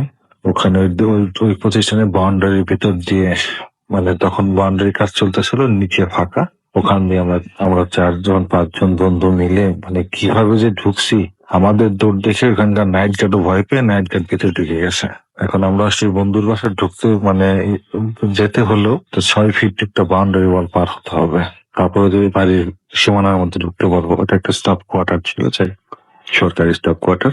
আমরা মনে করেন দৌড় দিয়ে গিয়ে ওই বাউন্ডারিটা বাউন্ডারি পার হয়ে ভাই মানে কোন রকম ভাবে পার হয়ে তখন দেখি ওগুলো মনে করেন যে চলে আসছে অটোমেটিক, মানে দেখা যাচ্ছে ওগুলোকে লাইটের এখান থেকে স্পষ্ট আমরা দেখতে পাচ্ছি। আপনি বিলিভ করবেন কিনা জানি না, আসলে যাদের সঙ্গে ঘটে তারাই ঠিক বলতে পারে যে ঘটনাটা কিভাবে ঘটলো। আমরা 5টা লোক, ইভেন ওই দারোয়ান পর্যন্ত সাক্ষী, সে আজও বেঁচে আছে। সে হচ্ছে ভয়ে মনে করে দরজা লক করে দিচ্ছে, আমরা দৌড় দিয়ে সেই বন্ধুদের বাসায়, আমরা মনে করেন কোন রকমে দরজা তালা খোলার পর্যন্ত সুযোগ পাই নাই। আমরা 5 জনে গিয়ে এমন ভাবে মানে আঘাত করছি, সঙ্গে থেকে আমাদের বাড়িতে কোনো লোক ছিল না, যে আমরা ওদের বাসায় গিয়ে উঠলাম, তালা ভেঙে আমরা ভেতরে ঢুকে গেছি। লক আমরা এত জোরে করছি দরজার কড়া ভেঙে যায়। যাই হোক আমরা পরে বাসার মধ্যে ঢুকে দরজা আটকায় দিই। বিশ্বাস করেন দরজা আটকায় দেওয়ার পরে মনে হলো কি দরজায় কিভাবে যে মাটির চাকাগুলো মারতাছে, দরজা ধাক্কাচ্ছে, জানালা ধাক্কায়, মানে আমরা লাস্টে কি করবো ভয়ে আমরা ওদের যে খাট 5 জন মিলে সহায় দরজার সঙ্গে ওখানে রাখছে, যাতে দরজা না খুলতে পারে, ঢাকার জানালা ভালো করে লাগানো, আর আমরা ভয়ে সবাই রুমের মধ্যে আল্লাহ আল্লাহ করতেছি। এভাবে করে সারা রাত আমরা কি ঘুমাইতে পারি না। সে কি যে একটা ভয়ঙ্কর অবস্থা হয়, আমার মনে হয় যদি কেউ আমাদের রুমের মধ্যে ঢুকতে পারতো, আমার মনে হয় আমাদের 5 জনকে মেরে ফেলতো। যাই হোক রাসেল ভাই, এমনি করে সারা রাত ওভাবে আমরা ভয়ে ছিলাম। তারপরে ফজর আজান দিল, যখন পুরা মানে আলো হয়ে গেল, বাইরে বাঁশির ডাক শব্দ, তখন আমরা বললাম যে আর ভয় নেই।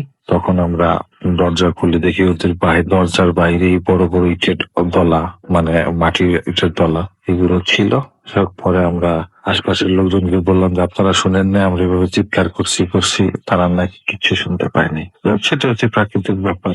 এই ঘটনা রাসেল ভাই, যদি ভালো লেগে থাকে আমার কাহিনীটা শোনাবেন, জীবনের বাস্তব অভিজ্ঞতা। ভালো থাকবেন রাসেল ভাই, আল্লাহ হাফেজ। ভূতপ্রেমের জয় হোক। Bhoot FM. The night comes alive with Grounding 4.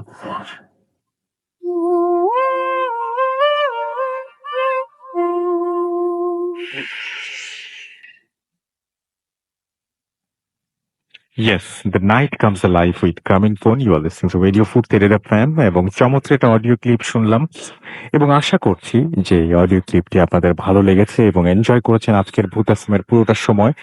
And thank you very much যারা এতক্ষণ পর্যন্ত আমাদের সঙ্গে ছিলেন। আরো অনেক কিছু পড়ার ইচ্ছা ছিল, বাট সময় নেই, ঘড়ির কাঁটা বলছে যে এখন বিদায় নিতে হবে। যাওয়ার আগে আরো একবার জানিয়ে যায় যে আমাদের ইমেল অ্যাড্রেস হচ্ছে bhutfm@radiofooty.fm, which is bhutfm@radiofooty.fm। আপনার নাম, ঠিকানা এবং ফোন নাম্বার সহ আপনার জীবনে ঘটে যাওয়া বা আপনার জানা সেরা ঘটনা লিখে পাঠিয়ে দিন আমাদের কাছে। ঘটনার শুরুতে অবশ্যই উল্লেখ করুন যে ঘটনাটি আপনি স্টুডিওতে এসে শেয়ার করতে চান, নাকি আপনি চান আপনার ঘটনা আমরা পড়ে শোনাই। যারা দেশের বাইরে রয়েছেন তারা সরাসরি অডিও ক্লিপ পাঠিয়ে দিতে পারেন বা লিখেও পাঠাতে পারেন আপনার ঘটনাটি। এখন আজকের মতো বিদায় নিচ্ছি, কথা হবে আবারও আগামী শুক্রবার ইনশাল্লাহ। সেই পর্যন্ত সবাই ভালো থাকবেন, সুস্থ থাকবেন, সুন্দর থাকবেন, মোস্ট ইম্পর্টেন্টলি পড়তে থাকবেন। আজকের মতো এখানেই বিদায় নিচ্ছি, টাটা।